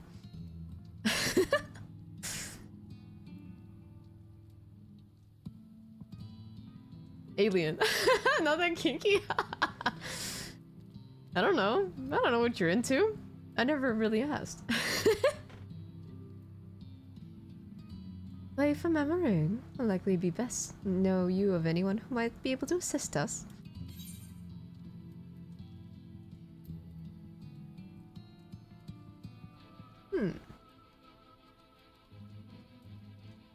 Matters at the time. Ah yes, then we'll be able to point you in the right direction, I'm sure. I had a dream about a creature with tentacles because of hentai slime. I was like... Hey yo!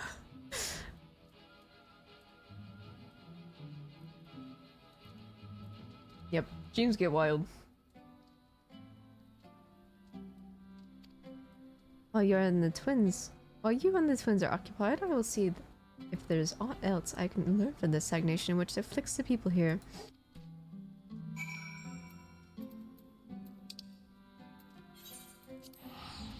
Speak with Magnus.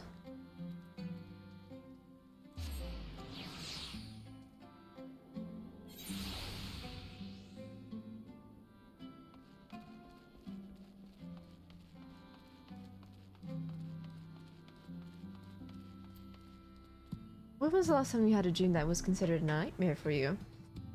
Ooh, I feel like I had one. Maybe like a month or 2 ago. I'm trying to think. What was the nightmare? Let me see if I have it written down anywhere.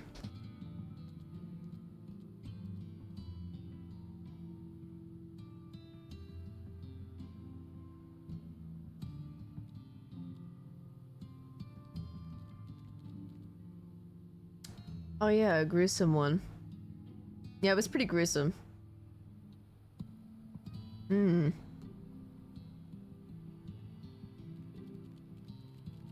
Usually don't have dreams like that. I usually don't get nightmares. It was like 11, 10, 9, 8, 4 months ago?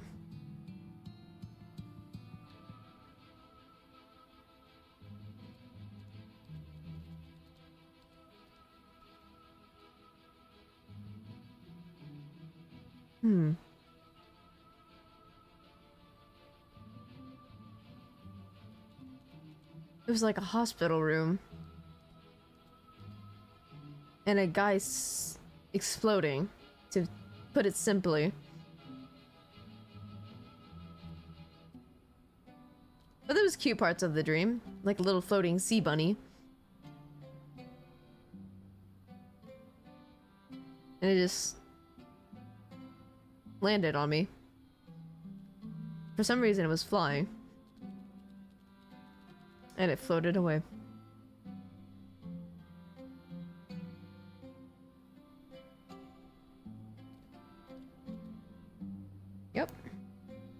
dream. I feel like there was another weird dream, but that's all I can remember.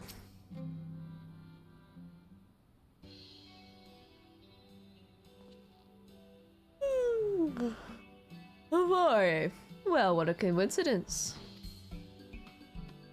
You've gotta come at a good time. We've just the moment finished preparing the Talos and the trolley lot took to nab out the ring. The trolley was no trouble, but the Talos would have been another matter, had we not had a visit from Master Chai. He offered us a share of the leftover building materials from Daedalus Stoneworks, as well as a few trade secrets to help us along. Clever man that Chai was. He seemed pretty keen on the ideas I had putting the giant Talos to work. Like a giant trolley! But Magnus still refuses to see all the good we can do with it. You're entitled to your dreams, jerk. That doesn't mean you can go harassing our guests with them. Master Chai was just being polite. And something tells me Lavore here didn't come all the way to talk about trolleys. What is it you need, friend?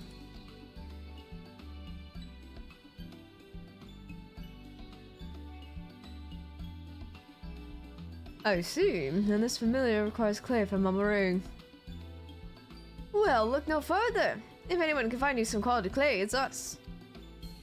Saying that, it isn't exactly a commodity nowadays, but there must be some lurking somewhere or other, waiting to be dug up. If I'm not mistaken, there was a time when they used to take clay from Mount Barren mines to make adobe bricks. Place is swarming with coyotes now, but if you're after the good stuff, you can do worse than look there.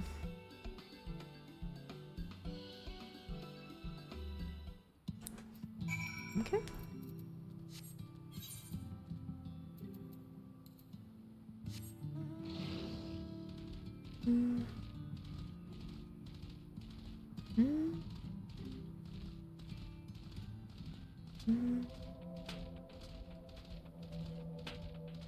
Some characters. Oh. Woo. Hey, yo! That's a wild dream.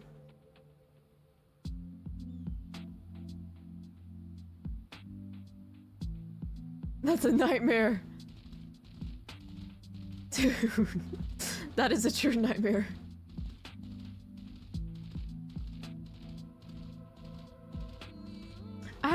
Someone had a dream about me being, you know, Paganath. And this was in middle school. And I was like, what the hell? Why are you having dreams of me like that? Don't even, don't come near me.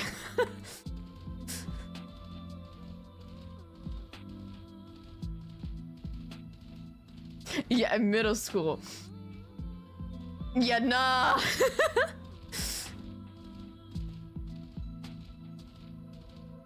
Like the red flag of alarm bells were ringing. They were ringing.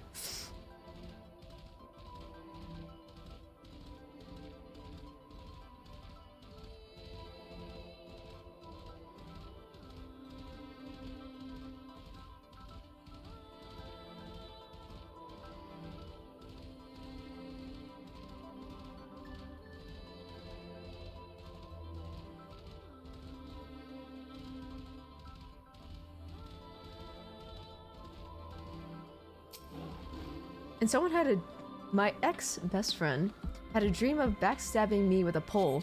And guess what she did? Backstab me like 3 times. IRL. How funny.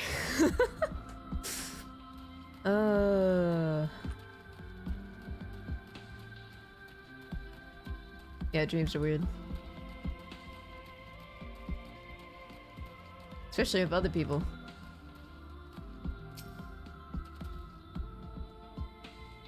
My dreams are pretty vivid, I'd say.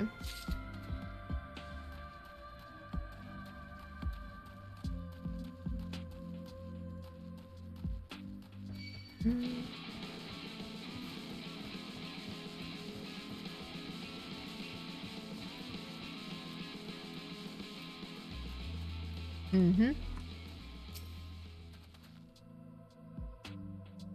Sometimes.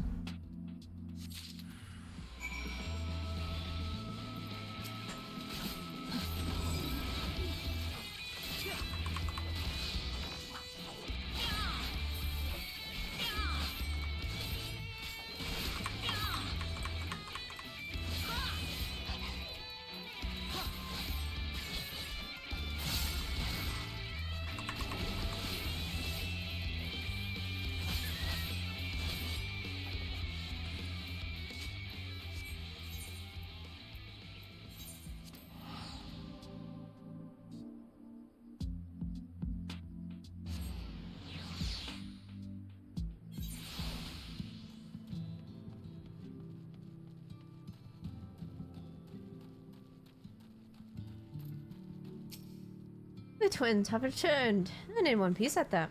I was convinced the pixies would turn at least one of them into a garden ornament, but no. You have the clay, I take it.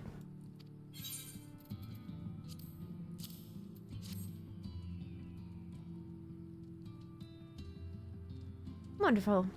We need but combine the clay and water, and heat the mixture with the Fey Lantern, and after that it would be a simple matter of settling upon a suitable form and performing the necessary incantation. Heck, look. I have a question. In the event that we need of a spell, and you weren't around, would it be possible for another to perform the incantation? Assuming they possess the requisite skills, yes. Alric and the others have suffered so much, and I swore to do everything in my power to save them. If there's a chance this spell could do that, I would be the one to invoke it. Mayhap you should be the one to do so. A deep understanding of the subject's physical state, combined with a strong desire to help them, can drastically increase the magic's effect. And you are plainly more familiar with these people than I. Dare say there are few in all of Nova more dedicated to finding a cure. Is that not so, Lavore?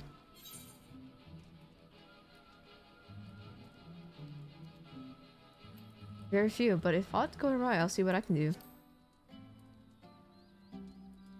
Is that a challenge? Well, I'll be damned if I let it come to that. Well, then we are all of a mind on the matter. Alize shall be the one to conjure the familiar.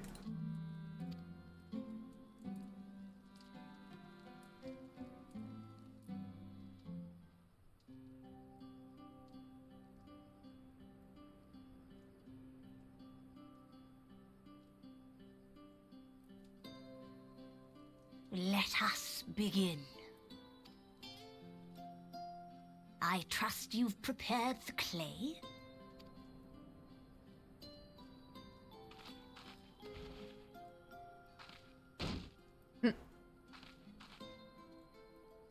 Very good. Now, I would have you sculpt for me a porksy. Plump, with floppy ears and a short curly tail.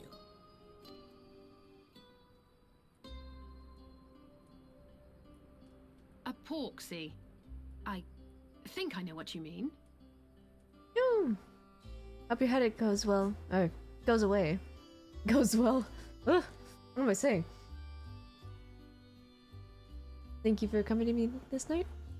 Thank you too. It's always lovely. Oh, you flatter.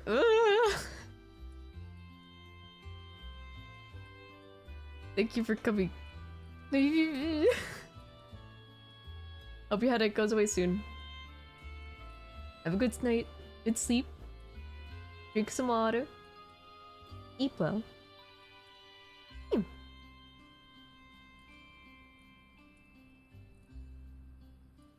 Toodaloo.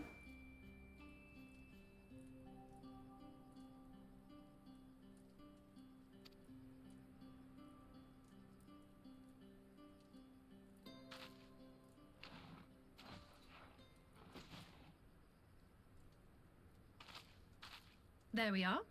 How's that?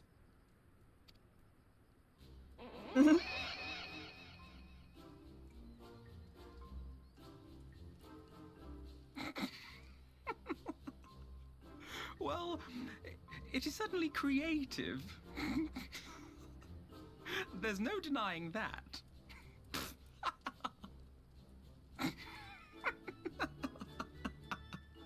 Yes, I'm no artist. Very funny.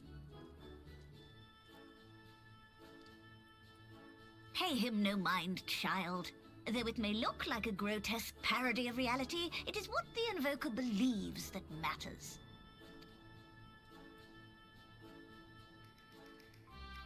You're not helping. But I speak the truth. If successful, this incantation will turn imagination into reality. Which is why the only thing of import is what you believe this figure embodies. You must focus. Hold the Porksy's image steady in your mind's eye.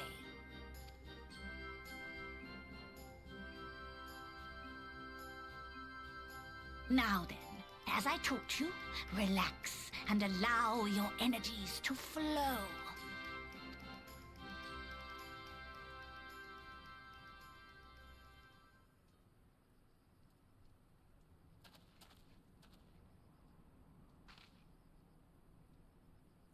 With flesh of clay I bid thee rise, on wings of dreams to touch the skies.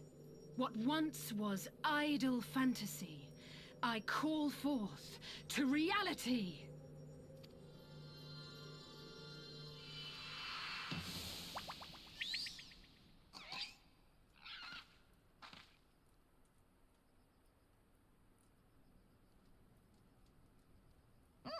Not bad for a first attempt. Now, let us see what can be done for young Halric.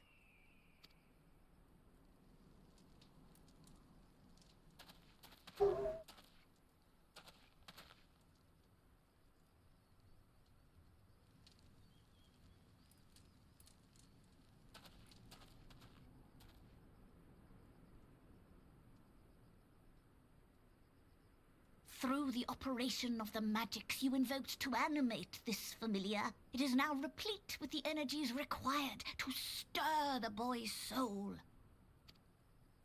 You need but give it a name, and it will do as your heart desires.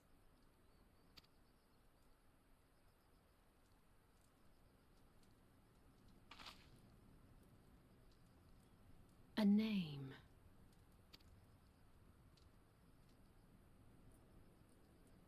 All right, I've decided. Now.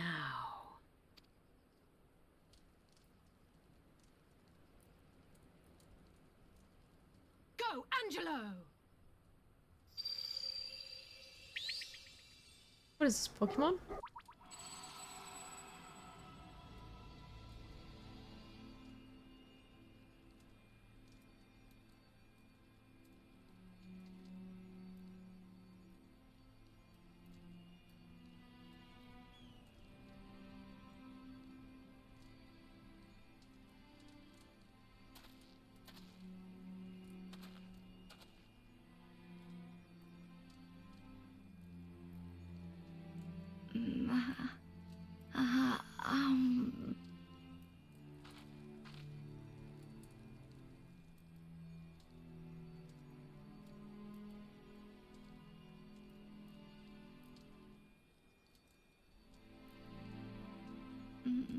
Mother... Oh.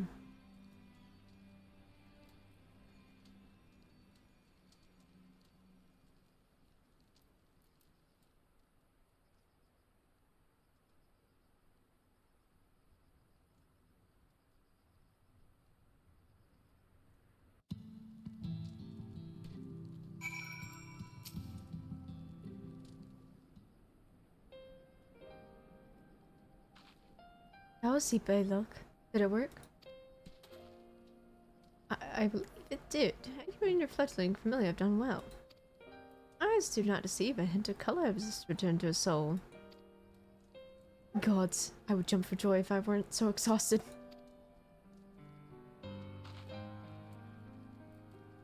We're so close now, Harik. As you are even now in the process of discovering this magic as much of the Invoker. What you may not realize is that the same is also true of the subject.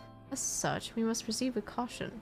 However, with further treatment, I have the utmost confidence the boy will make a full recovery.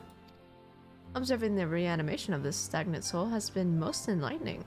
I will need time to put my theories to the proof. But I believe I can fashion a spell to produce the opposite effect, that is to induce stagnation, thus enabling our safe transport back to the source via our site. A thought occurred to me about this treatment. Ethlog said when the soul is rendered dormant, the mind is separated from the body, that a person becomes incapable of interacting with the world around them. Does that not sound like a lot like some of the tempered back in the source? Not really. It's the fate of most tempered to become slaves to primals, save in a handful of cases, or am I missing something? If I can master this technique, the art of revitalizing the soul, I know of at least one in the source who could desperately use such treatment. Oh yeah! Taboo. Exactly! This condition is uncannily similar to Harik's, is it not? The only difference being that his soul is suffused to the earth aspect of ether instead of light. It follows that if his soul is subject to a similar kind of stagnation, there might be a chance we could save him, right? Forgive me, but who is this Gabu fellow of whom you speak? I see. His condition does sound similar, yet there's much more about the soul that remains unknown even to me. I say this not to discourage you. You understand, but to remind you that it is a delicate work we do here, work requiring patience. Of course, and as long as there's time for the patience here, I will devote whatever time is needed to see this through. But I refuse to spend that time in idleness. If that's all the same to you, I'd like to stay here with Angelo and continue with the treatment. The two of you should return to the Crystarium with Belloc and see if you can't make some headway with our newly positioned theories. I wouldn't tell you the rest first, but I see you're not to be convinced. Ah, the fire of use. Let us return to the Crystarium then. Finally, I found you.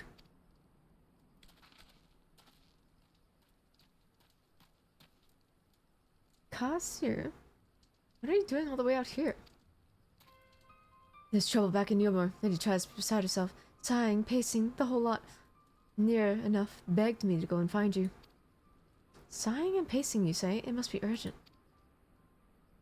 Yeah, I'll take it. I'll be returning to the Crystarium alone. Go on then. It's not as if I had anything to do for you. Anything for you to do. Thank you, Belloc. Her tail's so cute. Sorry for bothering you all and all that, but she says the future of Elmer is at stake. Is it now?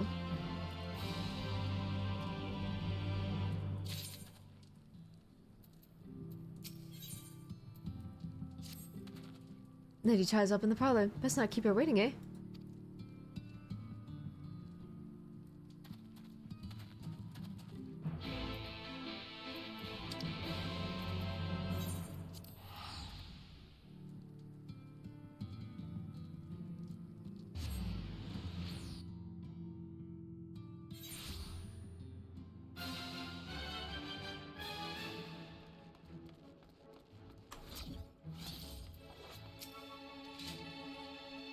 Well, not here seems out of the ordinary, though I do not see Lady Chaev anywhere.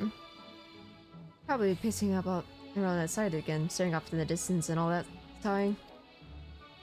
Strange. Let's see if we can find her and discover the source of this stress.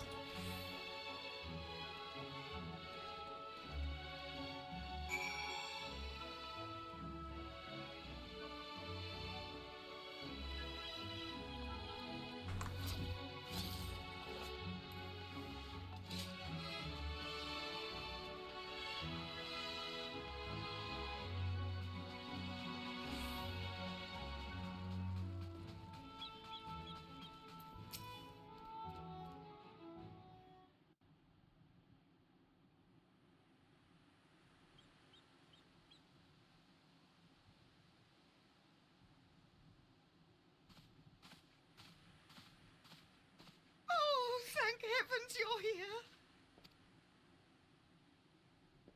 Lady Chai, whatever is the matter? I knew not where else to turn. Oh, this is all too much for my poor heart to bear alone. Alone? What of Master Chai? But that is the very reason I summoned you. He's gone. What? What happened? It all began after the events at Mount Golg. With Lord Vorthry out of the way, we all agreed that a new leader must be chosen. And so you held an election? Yes, well, sort of. Not a single person volunteered to stand, you see. After a lifetime of leisure, we free citizens have grown somewhat indolent. Readapting to the harsh realities of life is trying enough, but to take charge of a broken city as well? No one wanted such responsibility. Nevertheless, Yulmore could not well do without a leader, and so we decided that anyone and everyone should be considered a candidate. And after we cast our ballots and tallied the votes, the mayorship fell upon my dear husband. Well, given the manner in which he orchestrated the construction of the giant Talos, none could deny his leadership qualities. But even before then, he had proven himself at Daedalus Stoneworks, don't forget. He is more than qualified for the role. The perfect choice. Indeed. I told him as much when his victory was first announced. But perhaps I was too forceful in my attempt to encourage him. For shortly after that, he vanished without a word.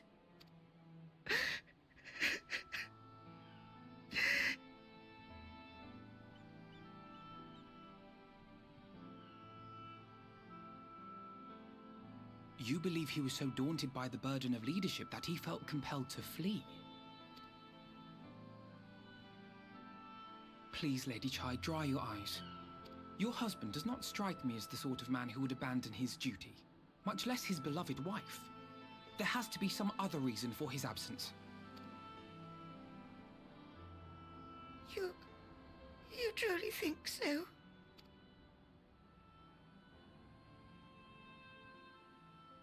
What about you? What do you think has become of my husband?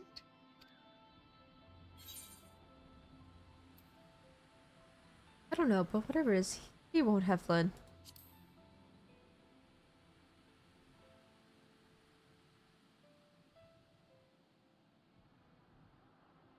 And there you have it, Lady Chai. You needn't worry. Master Chai loves you more than all the world, and he will return. Wherever he may have gone, rest assured we will find him.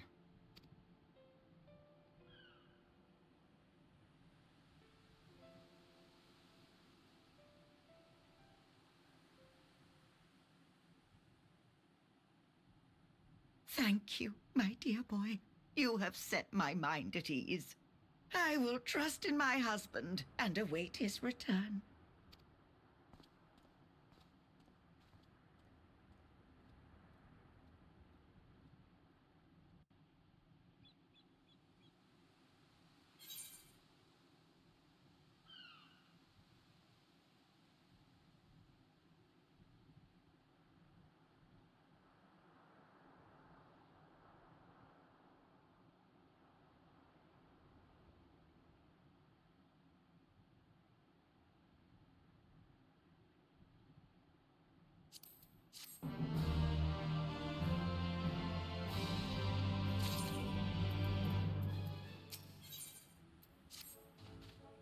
It makes no sense for Master Chai to have left without a word, but even if he had, he wouldn't have not done so unobserved. Someone here will have seen something, I'm sure of it. We should split up and inquire as to whether anyone saw him leave. Failing that, they had any idea where he might have gone. I'll meet you at the Glory Gate to compare notes later on.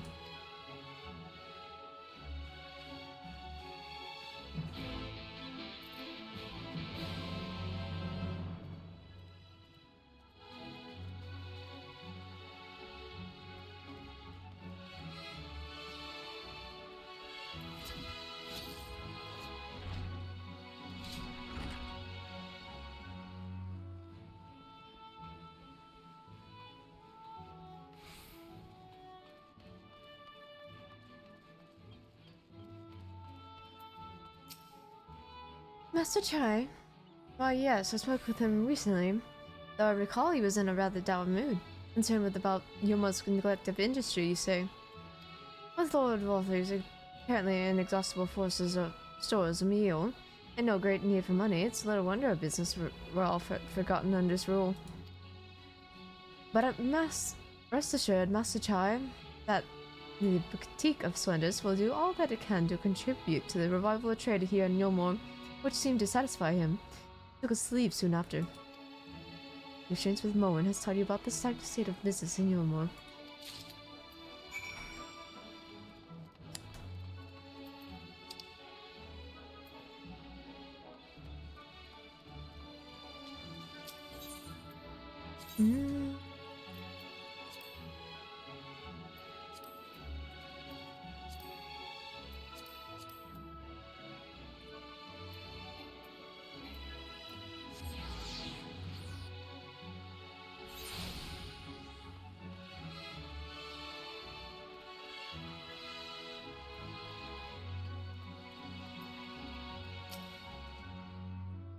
Looking for Master Chai, are you? Is something amiss? When I last saw him, he seemed ready to collapse from his exhaustion, and insisted he rest and catch his breath, and he talked for a while about his concerns over the city's defenses, amongst other things.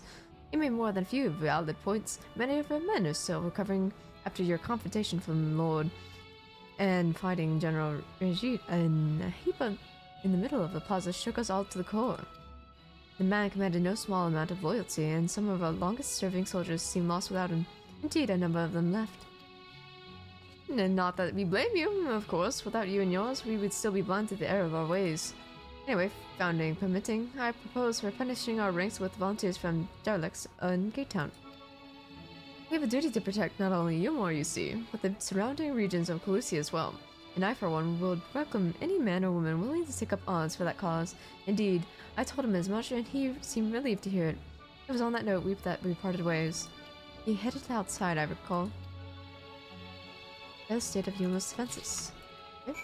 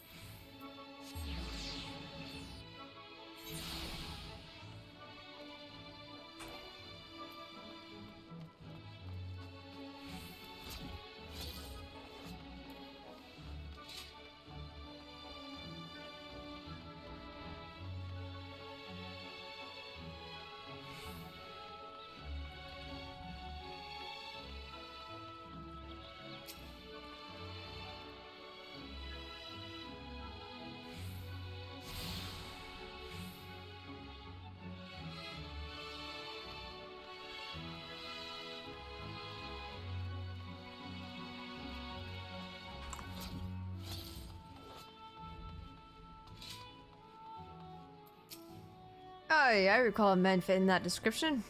I was to speak with the poor buggers, later coming from right. Said he wanted to know the state of things down in the derelicts, and you can be sure that we gave him an earful. Like food, medicine, clothing, there was plenty to tell. We hunt high and low for whatever we can scavenge, and it's barely enough to fill our bellies. But folk here don't just want to survive, they want to thrive. When I heard that, he started mumbling to himself something about finding us work, I think. Fair play to him, though. Not content with having his ears chewed about the derelicts, he is about the other settlements and all. After that, I can't really say. Looked like he was heading for the gate town when I last saw him. Our living conditions are closely downtrodden. Okay. To the Golem gates.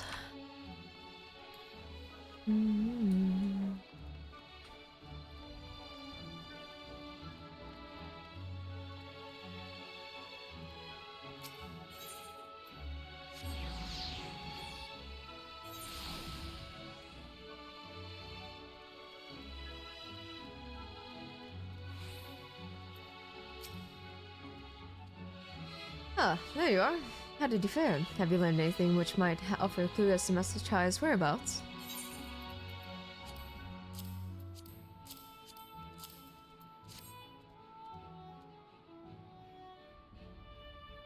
Interesting. He apparently paid a visit to Queen Bee as well. They discussed the possibility of granting admission to customers from outside Yomor, an idea to which the proprietor was surprisingly receptive. Sounds like he's got big plans for the place. Yomor, I mean, not the bee. Perhaps, but the question remains, where did he go after leaving the city?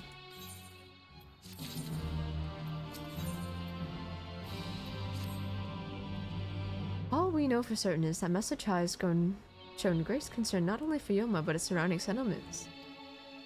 Seems logical then, having consulted those within the city walls, he would wish to do the same with those without. However, if he would go and make inquiries and right, I should do likewise in Silitite Gate Town. I leave you, Cassier. Fair enough. Where should we meet again after we've finished? Well, Top Rong would seem to me the next most likely destination. Let's reconvene there.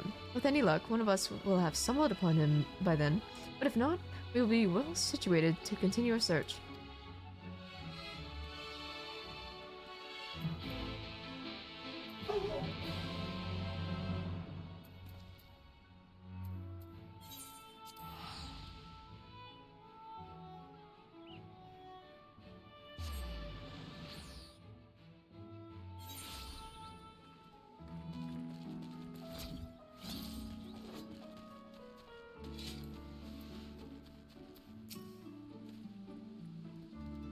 No, the name doesn't ring any bells, but there was a rather dapper-looking Muslim gentleman here not long ago. He wanted to talk about relations between Wright and Yulmore, or rather the lack of them. He lost a great many of people to the promises of Mior and the chance of a lavish life among the free, and Valther thought to take even more from us, conscripting a few able-bodied men he had left guard his paradise. I needn't tell you what happened when the Seed Eaters came. Such things are hard to forgive. But Valther's gone now, and we're curious to see what will become of Yomor in his absence. Even that's why I told your friend Chai knows, was it? And I'm sure the others said the same. Not what he wanted to hear, I suppose, because he left soon after, and that was that.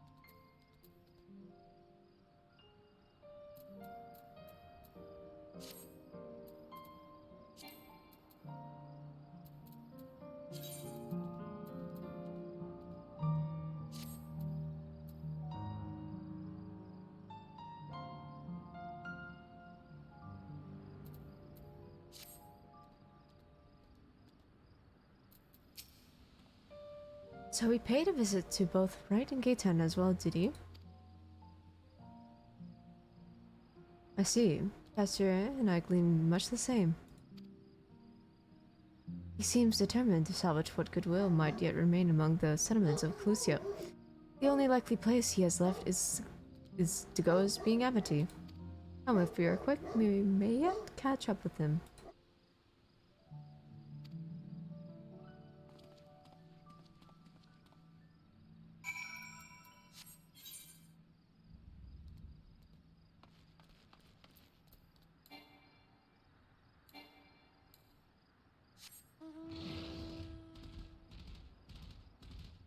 Scream!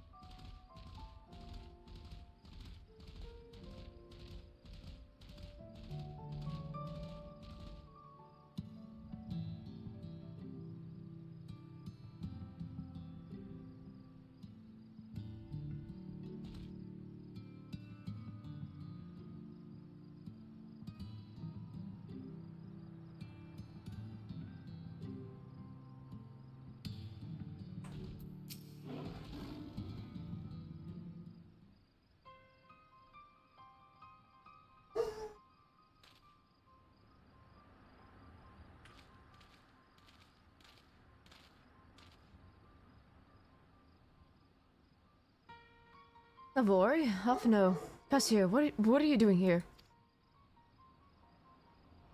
We might as ask you the same, Master Chaya. We've been looking all over for you. Looking for me? Whatever for? Lady Chaya has been nigh inconsolable in your absence. She claims you disappeared without so much of a word and bade us return to her side. What in the blazes are you talking about? I left a letter for her in her chambers. Though I suppose she could have overlooked it, and when she gets an idea into her head, I can only apologize.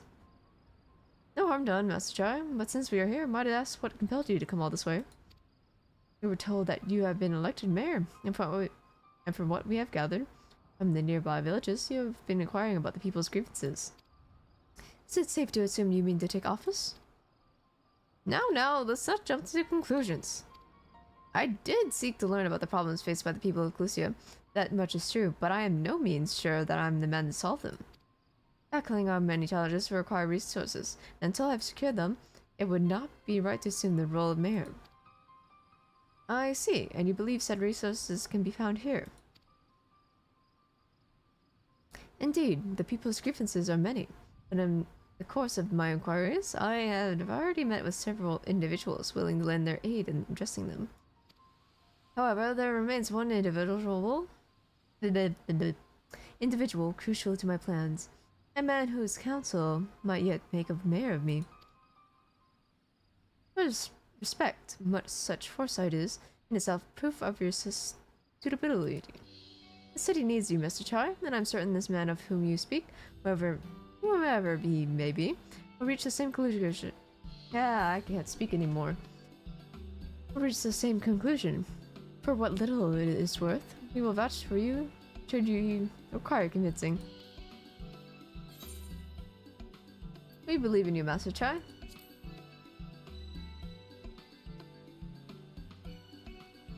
I don't know what to say.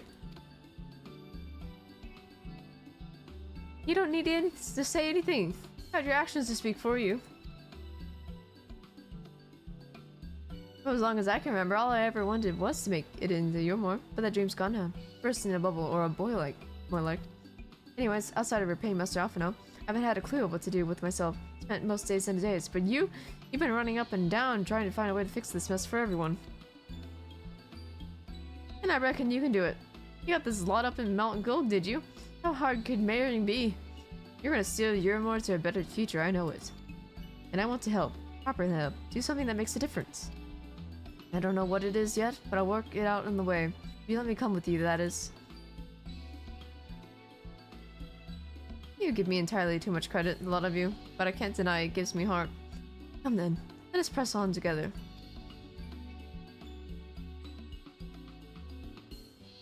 Thank you, Master Chai. But we mustn't get ahead of ourselves. Yomor needs more than a man with good intentions, which is why I'm here, to find one with the experience needed to see the city thrive. Who is this man exactly, and are you certain he's here in Amity? Rendon is his name, and yes, he is, or was. I have scarcely begun to explain myself when he decided his time was better spent elsewhere. He served as the chief advisor to Valthi's father when he was in office. If Ranjit was the mayor's right hand, one might say Rendon was the left, and between them they kept Yomor on the road to prosperity. The city needs more than a mere man of business, which is why I must find him. But even if you do, what makes you think he will listen? Before giving chase, might it not be wise to speak with those who know him here in Amity? They may be able to shed some light on his reason for protecting your overtures out of hand. Yes, I suppose that makes sense. Perhaps we should start with Tristal then. As I recall, he made rather a favorable impression on him. I'm certain he would be willing to talk to us.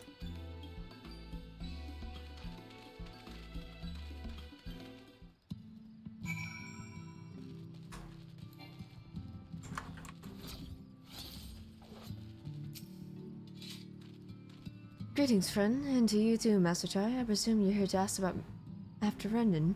I couldn't help overhearing your earlier exchange. Yes, well, with Valthir gone, Yomor wants a leader.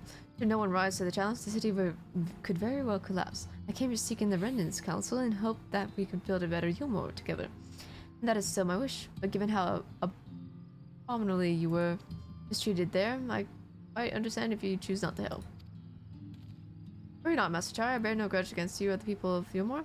I will not deceive Valthir's villainy. As you no doubt gathered from your meeting earlier, Rendon can be rather uncompromising. He has his principles, you see, and little patience for anyone he deems less committed to their own. Your desire to right the wrongs of your past, of Yomor's past, is quite admirable. If you had the guilt of you bear on the city's behalf works against you. I can see it in your eyes, and the way you carry yourself goes without the saying. He sees it as well. You must let go You must let those feelings go, Master Chai. Be more assertive. Commit to this course, and prove to him. Yomor has the resolve to change. His resolve to change. I believe he was heading towards Pit 8 when he left. If you plan to go and speak with him, I suggest you firm and clear in your intentions. Very well, to Pit 8 we shall go, and I will not take no for an answer. Nay, not even a maybe.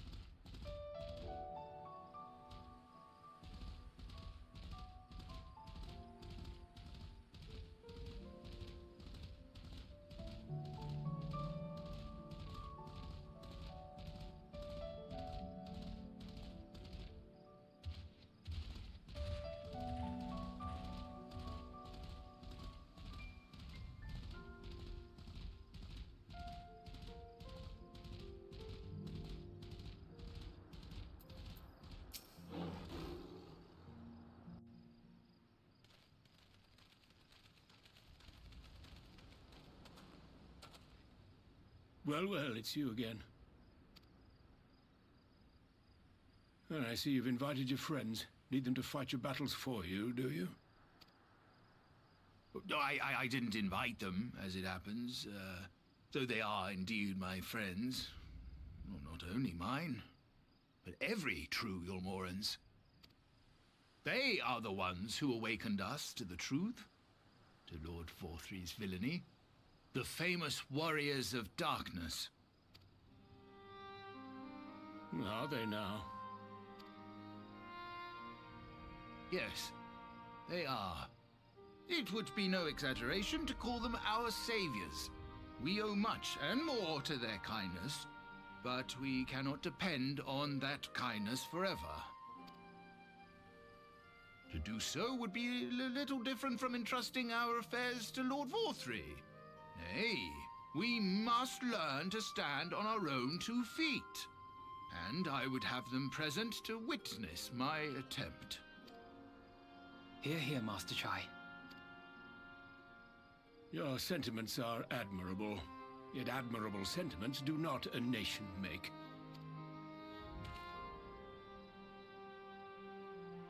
In my capacity as advisor, I once strove to build a better Yulmore. Gave honest counsel to my superiors, drafted laws for the benefit of one and all. But in time, my values fell out of favor. There was no need for them in this paradise Forthry was creating. And so I left my homeland behind. But you, Chai News, you were content to wallow in indolence under Forthry's auspices. And so I cannot help but ask myself what manner of nation you intend to build.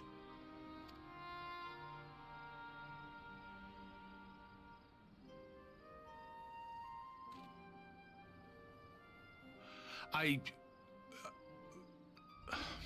can offer no simple answer to that question.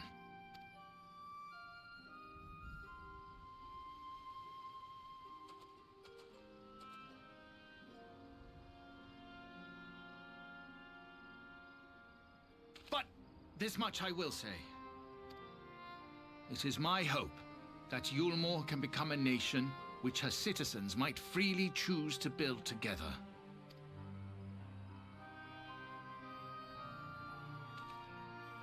A great many people, myself included, flocked to Yulmore seeking sanctuary. The alternative being to live in fear and die in pain. It seemed an easy choice. And sanctuary we found. As much food and drink as we could ever want. Secured at the cost of the surrounding villages. Little wonder the people gathered at our doorstep, begging to work among the bonded. The free were blind to it all, of course. Content to, as you say, wallow in indolence. In ignorance. Were I mayor, I would first take stock of the city's resources and see that they were assigned equitably. Our days of reckless consumption are behind us. The distinction between free and bonded died with Forthry. The needs of rich and poor alike must be considered if our nation is to survive. To which end I would take steps to secure channels for supplies, rekindle relations with nearby settlements, who re-establish industry, reach out to neighboring nations, and the list goes on and on.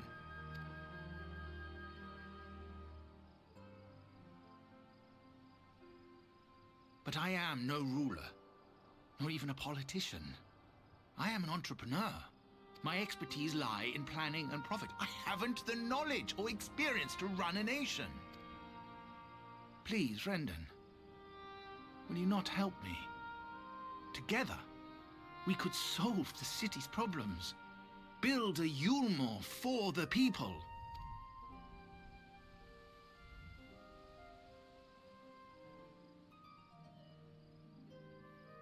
A Yulmore for the people.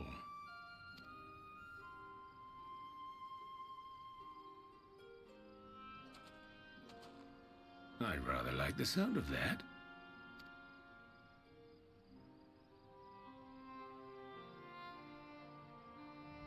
But before I offer you my counsel, I would be certain of your ability to perform the duties of office.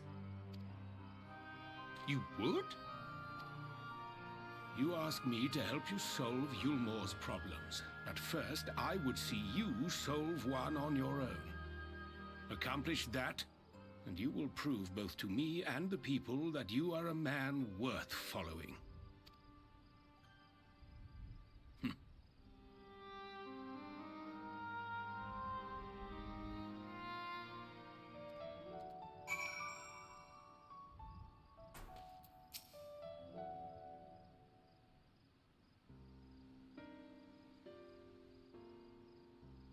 Ahem. Right then. Is there a particular issue you would have me resolve?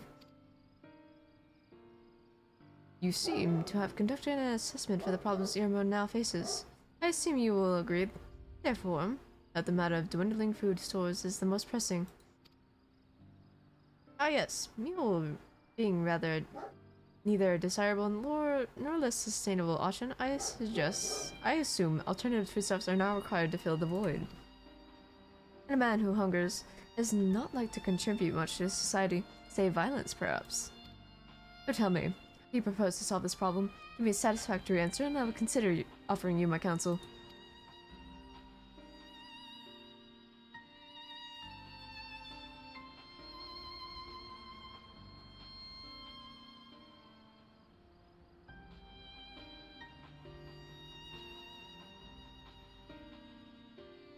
A combination of measures would seem to be in order. One to address the immediate issue of supply, and another, that of production. Go on. For the present, Yomo's coffers can be used to purchase food from our neighbors. This would afford us time to address the underlying problem that affects us all, the long-standing neglect of agriculture. The villages that once served as sources of trade for foodstuffs must be repopulated, their means of production restored. This assumes, of course, that we rekindle relations with our neighbors, guarantee security and stability in the region, and most importantly, find people willing to leave the city and take up the rebuilding effort. My. Think of all that by yourself, did you? Well, yes, it began a rather abstract plan I drafted some time ago. Just speaking with the people of Yomor and the nearby settlements. You impressed me, Chinos. I have. Well, that is a relief. Oh, you haven't secured my support just yet. Only my attention. Grand plans will not be enough to persuade the masses. If you would ask them to rebuild, you must provide them with the means to do so. A fair point, Brendan, and one to which I have given much thought. I propose the use of a Talos to aid in the establishment and maintenance of these settlements.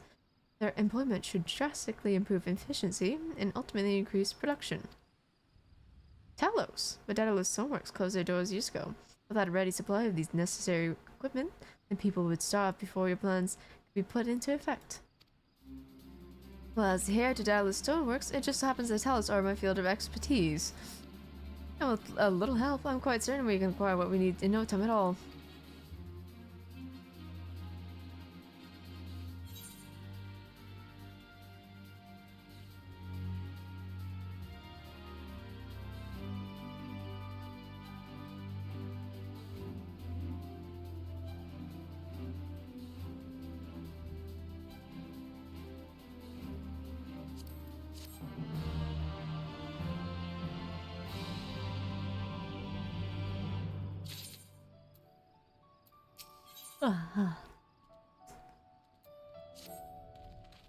Brendan is quite right. Building Talos from scratch will require time we simply do not have. Which is why I propose to make use of this long abandoned Talos which wander the wilds of Calusia. They will need to be deactivated, of course, and if memory serves, the tools required to do so should be still in Top Rung. Come with me.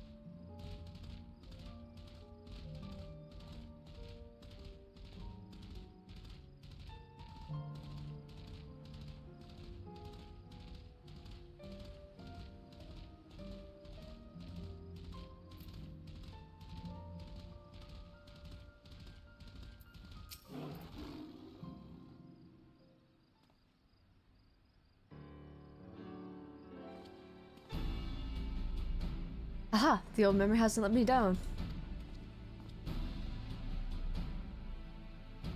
This chest contains canisters filled with a dashingly potent insulating powder, capable of halting the flow of ether into Talos. You can only get within throwing distance of one and let it fly, thus disabling them without damaging. Ingenious. An old trick of the trade, nothing more. Once disabled, it should be a simple enough matter to get them to march to Yulmore. More extensive repairs can wait.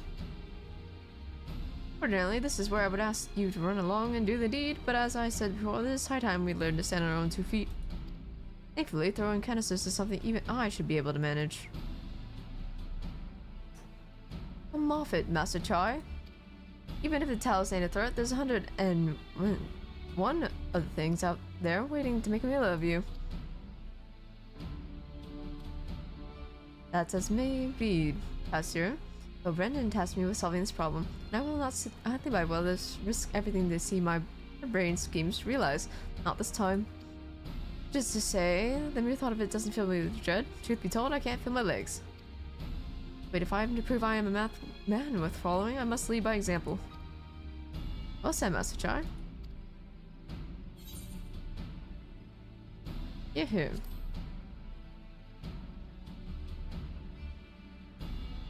Yes, well, it should go without saying that I have no intention of dying for this. I've always prepared for a living to see the fruits of my labors. And to make sure I do, I will require your help. It is as Kaiser says, these lands are dangerous if one is not careful. I would ask you to use my spyglass to look out for any beasts that could get in the way of my work. I will also need you to alert me when it is safest to do this, tell us, understood?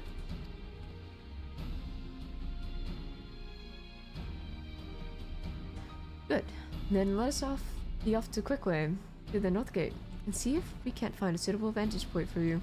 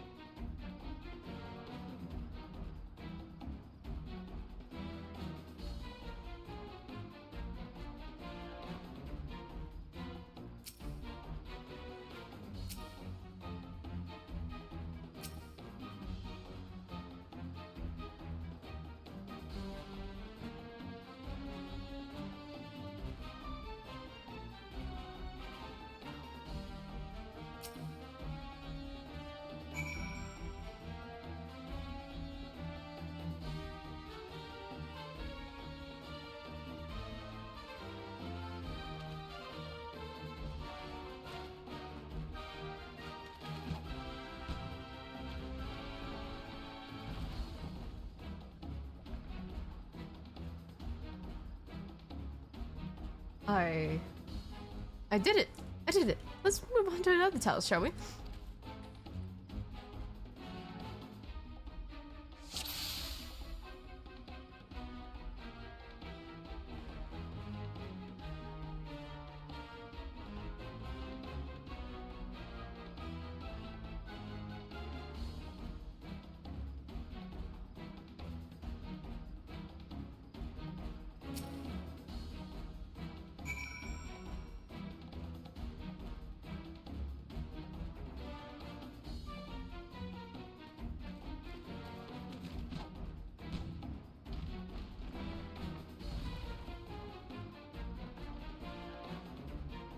I do believe I'm getting the hang of this.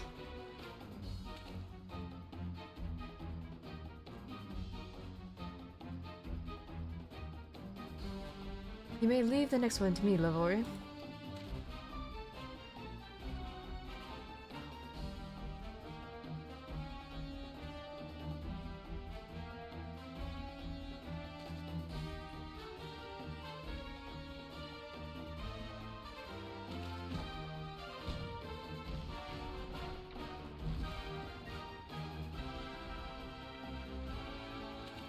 Aha! That should do it. Now we all have to do is proceed.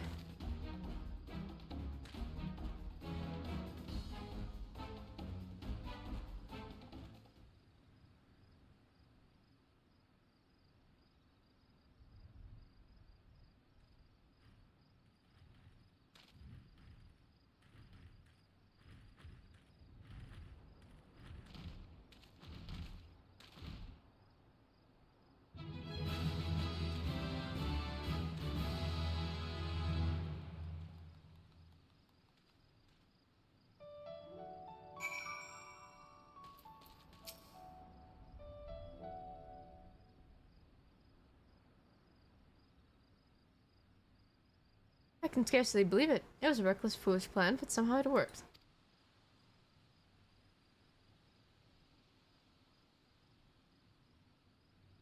I did it.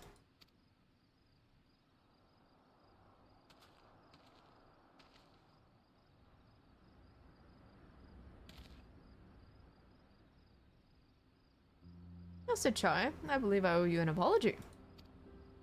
Your plan to replenish your most sweet sword showed forethought and sound judgment. What's more, it is plain that your time at Daedalus Stoneworks has equipped you to lead, as evidenced by the extraordinary company you keep. You, sir, are more than qualified to be the next mayor of Yulmore. I thank you for your vote of confidence, but the fact remains I am wholly ignorant of the whole world of politics. Which is why I would ask you to join me and grant Yulmore the benefit of your counsel. I would be honored. When the people behold these Telos, I no doubt they will lend you their support. It would seem Yulmore's leadership is lost in capable hands. Would you not agree? We should probably be getting back soon, Master Chime. After you tinker with the Talos and all that lady tries for his tick.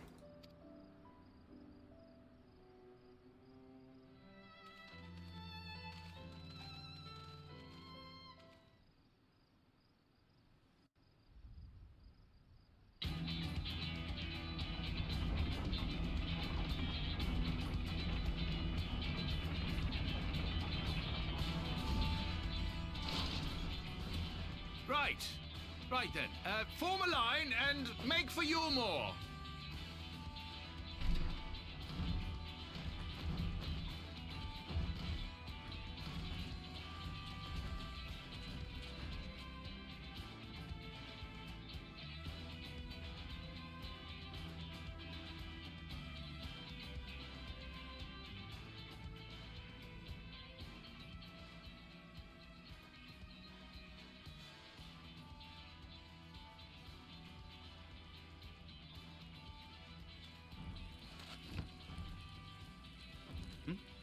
What's that noise?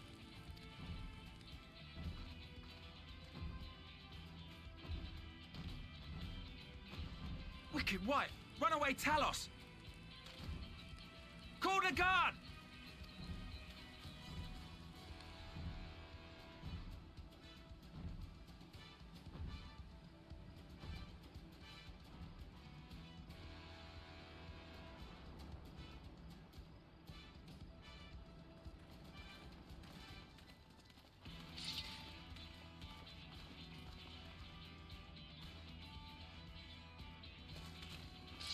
Stay back! All of you! Is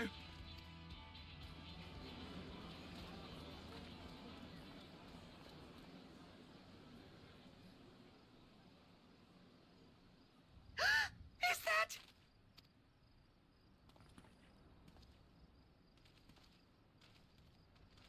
Darling, you're back.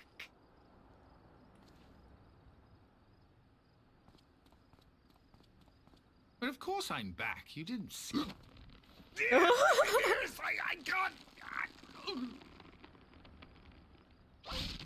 Oh. Oh,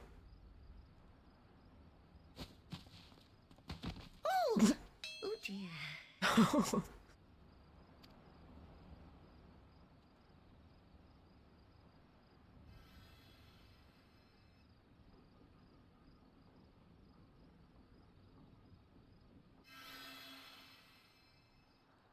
Oh, thank you.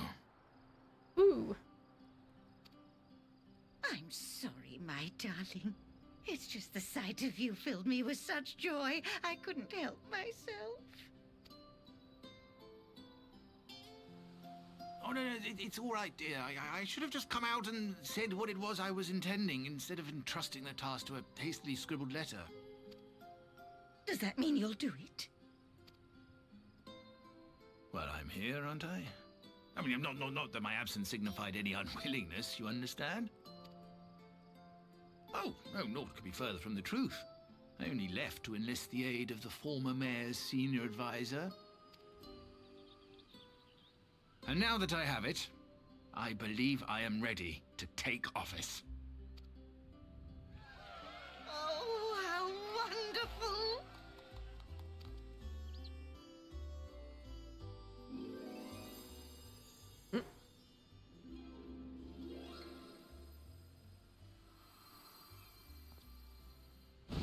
Oh, here we go again.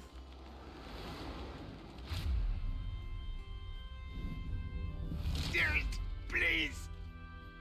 Oh, he's talking them around like a ragdoll.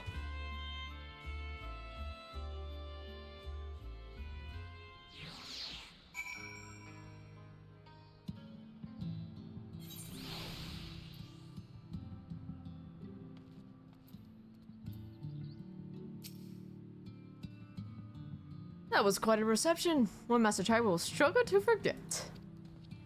More seriously, the arrival of the Talos has seized the public attention. Once word is spread that around Yulmore, it will be as much simpler to gather one and all that so that Master Child can make this inaugural address.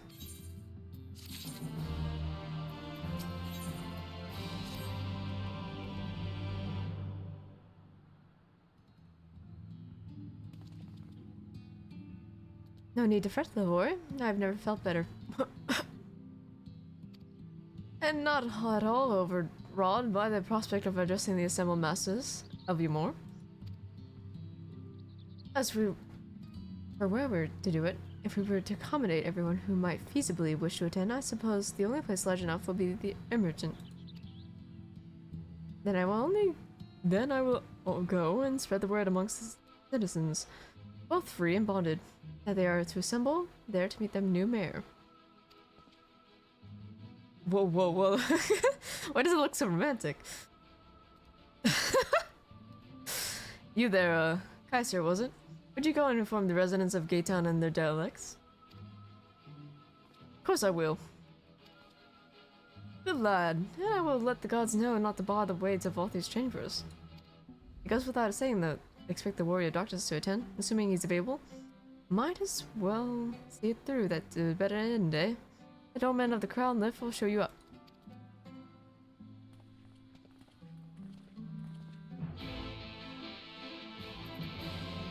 Chadden? Chadden? Speak with Chadden. Who the frick is Chadden?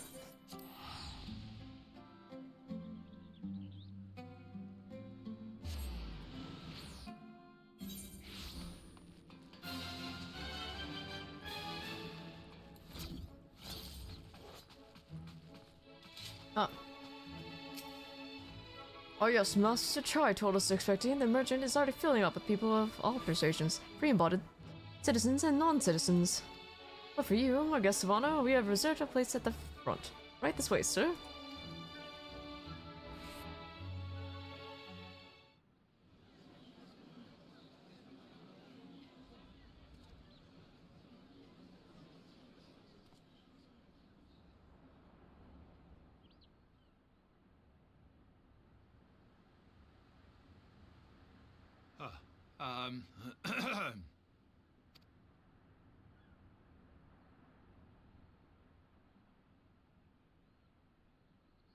Go on, dear.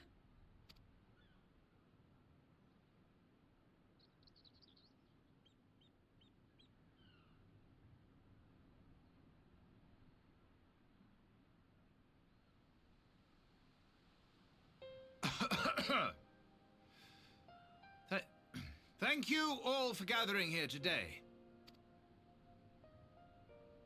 But before going any further, could I ask the free citizens of Yulmore to look around?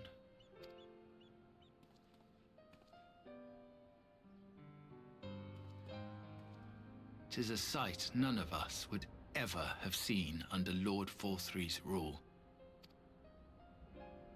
Not only do we stand in the familiar presence of those we once called the Bonded,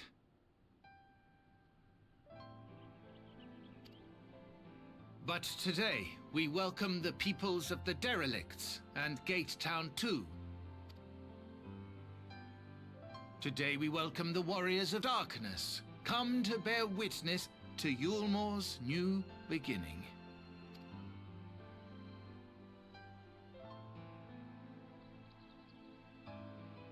As you know, an election was recently held, at the end of which I had the honor of being chosen to succeed Lord Vorthree. You place great faith in me, and I promise to do my utmost to live up to your expectations, and I will seek always to carry out the duties of this office with integrity and fairness.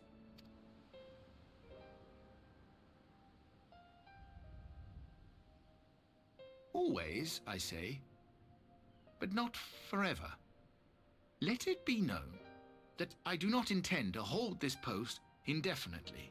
I consider myself but an acting mayor, who will serve only for the interim, while Yulmore is reshaped according to a new set of values.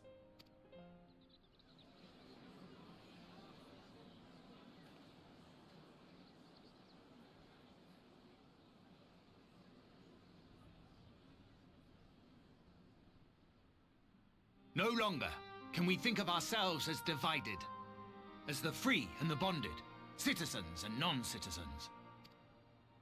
The systems put in place by Lord Vorthree must be undone.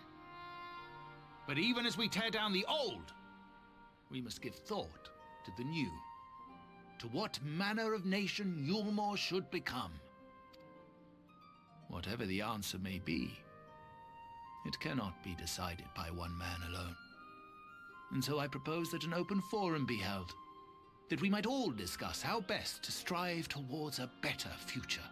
However, there can be no talk of the morrow unless we first address the issues of today.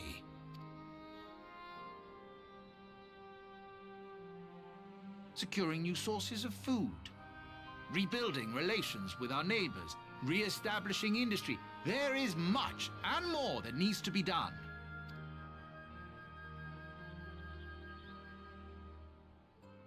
Too much for a mere man of business. And so I pledge instead to do everything in my power to ensure our city's security and stability while we all work together to see these problems solved. The road before us will not be easy, and I know full well how daunting the prospect of honest labor may seem to some of you. But we must accept the reality of our circumstances. We must move forward. This much we owe to ourselves and to the brave heroes who risked their lives to bring back the night. Once we have shored up our city's foundations and regained some semblance of normality, let us reconvene to speak of the future. Until then, I humbly ask that you lend me and each other your strength for Yulmore!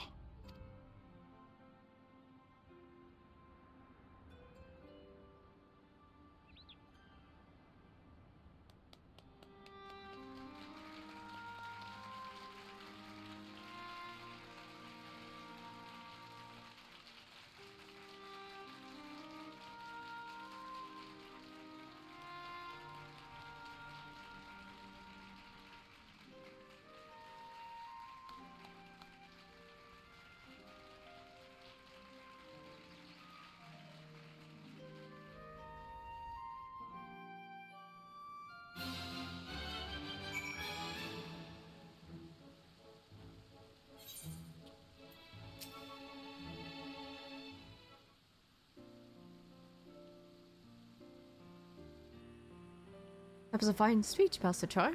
I believe your words stirred every soul in the attendance. Stirred them to action, I hope. If I ever learned anything from all this, it is that change begins with the individual. But 'tis a matter of finding the strength to take the first step. Assuming my fellow humans can, it shall be my honor and privilege to help them walk the road we have chosen. But we must not forget the individuals who made all these changes possible.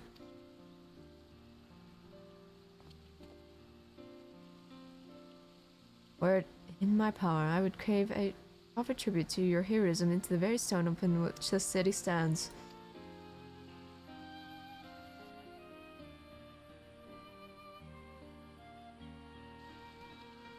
I hate to change the subject, darling, but now that you have officially taken office, have you given any thought to your mayoral seat?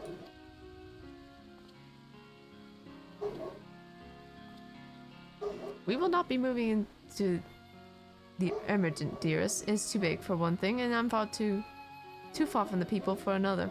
We will retain our current residence, and I will govern here in the parlor. I was hoping you'd say that. I much prefer the view from the parlor. Beg on your pardon, Master Char, but have you got time for a word?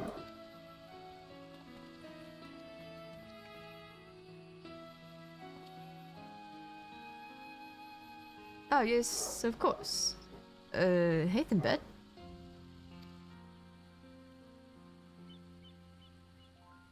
Oh, yeah, that's me. I liked your speech. But there's folks outside these walls as don't even have enough food to last till tomorrow, and more who's counting on their crumbs. If you plan to change that, I want to help set things in motion. Then we much to discuss. No sooner do I take office than my work begins in earnest. Well, I suppose I brought it upon myself. Thank you again for your help, Lavori. I hope to see you again before long. Before long.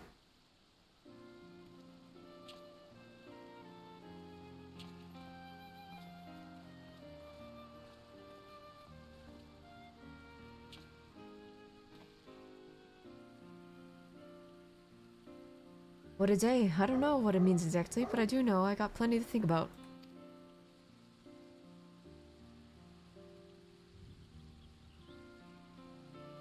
I sense we all have a great deal to consider.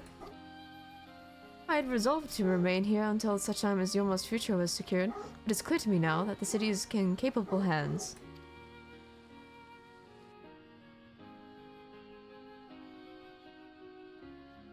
I have every confidence that they will find their way, and I believe it's time we went on ours.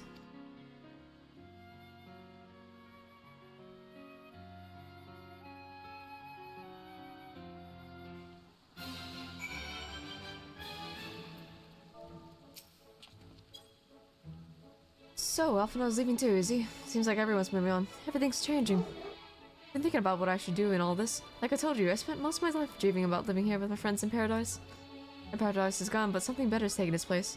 And I reckon I want to be a part of it. It's Yulma for the people. Master Chai's been going on. It ain't gonna happen build itself, after all. Not that much of that I'm much of a builder.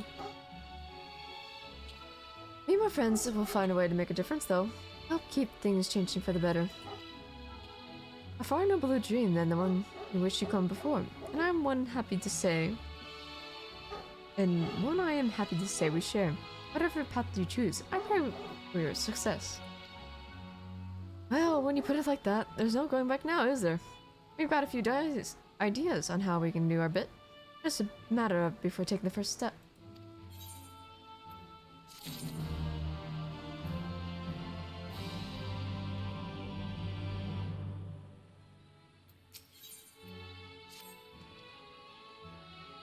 Truly, to see Cassier thus inspired by our action, it is inspiring in itself. Yet however much I may wish to stay and see what comes of his efforts here in Yomor, we have matters of our own to attend to.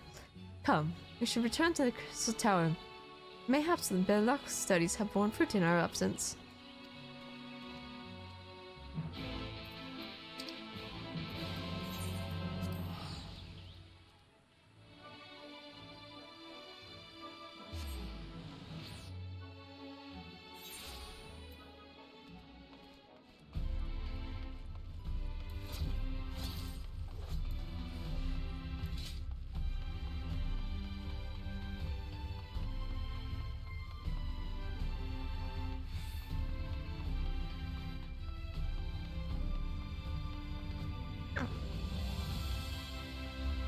Welcome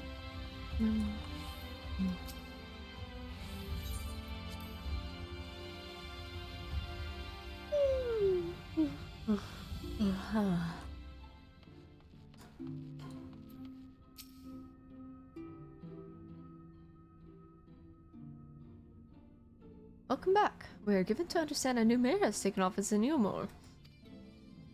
Indeed, our good friend Master Chai was elected by popular vote, and after some considerable soul-searching, chose to accept the post. It is a shame you weren't able to attend his inaugural speech, though I have no doubt you will see more of him in the future. But tell me, how fared you in preparing the White R site? Our work did not proceed quite as expected. In your absence, we had a frank discussion on the principles of soul transference and concluded at length that White R site was ill-suited for our purposes. But Urianger, did you not say that compared to that massy soul of an Ascian, this one could house one of ours with ease? That I did, and armed as we are with Belloq's invaluable insight, could indeed prove a trifling matter, where we just disregard the inviolable link twixt mind and soul. A link which could. We did belatedly realize we weakened most perilously in the process of rendering our souls dormant, as our sight doth require. Thus, the shedding of these flesh simulacra and the surfeit of ether, which compromiseth them, would in all likelihood deprive us of our psyche as well. It would, theoretically, be possible to channel your minds into the R side instead, but we would more likely sacrifice your souls in the process. This is why we have abandoned that plan, and instead devoted our time to finding means by which mind and soul can be transported together. And we are no closer to a solution than when we first began. It's a vexing conundrum indeed, but for one for which the Crystal Exarch has pointed a most intriguing solution. When our discussions turned to the transference of memories and psyche, I could not help but be reminded of a technique with which I have personal experience. Avora, do you recall when we learned of my eyes from our encounter with Daga and Yuni? I speak of the royal eye of the Alcan Imperial line, gifted to me, to my forebears, through the blood and memories of the ancient Elegans. It is a gift that I am able to control the Crystal Tower. If we were to gain an understanding of the technology by which the Elegans were able to accomplish this transference, perhaps then we could keep the mind and soul together. Imagine, if you will, a device like unto a soul's crystal, replete not only with our worldly memories, but also the bountiful energies of the soul. That is our current avenue of investigation, and we will follow it wheresoever it leads. While we are thus engaged, I think it best Lavoy return to the source and forward trial and the others of our findings. Agreed. I imagine Tataru will be relieved to hear we made progress of sort. Then it would beg to leave, relay our findings on to Thancred and Reen, and to assist where I may in the investigations of the empty. Yes, please do. Should we have the need of your counsel, we will not hesitate to summon you.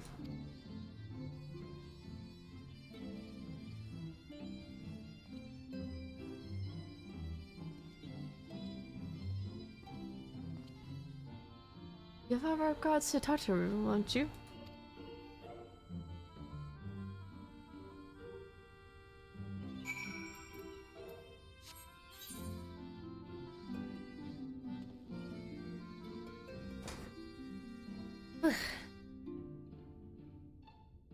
Alright.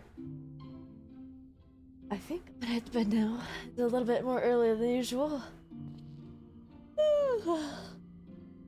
Oh, I'm incredibly sleepy. Ah. Good night, chat. I'll probably maybe continue this tomorrow. We'll see what mood I'm in. Good night, everyone. Thank you for coming. Sleep well. Sweet dreams. See you another time. Bye.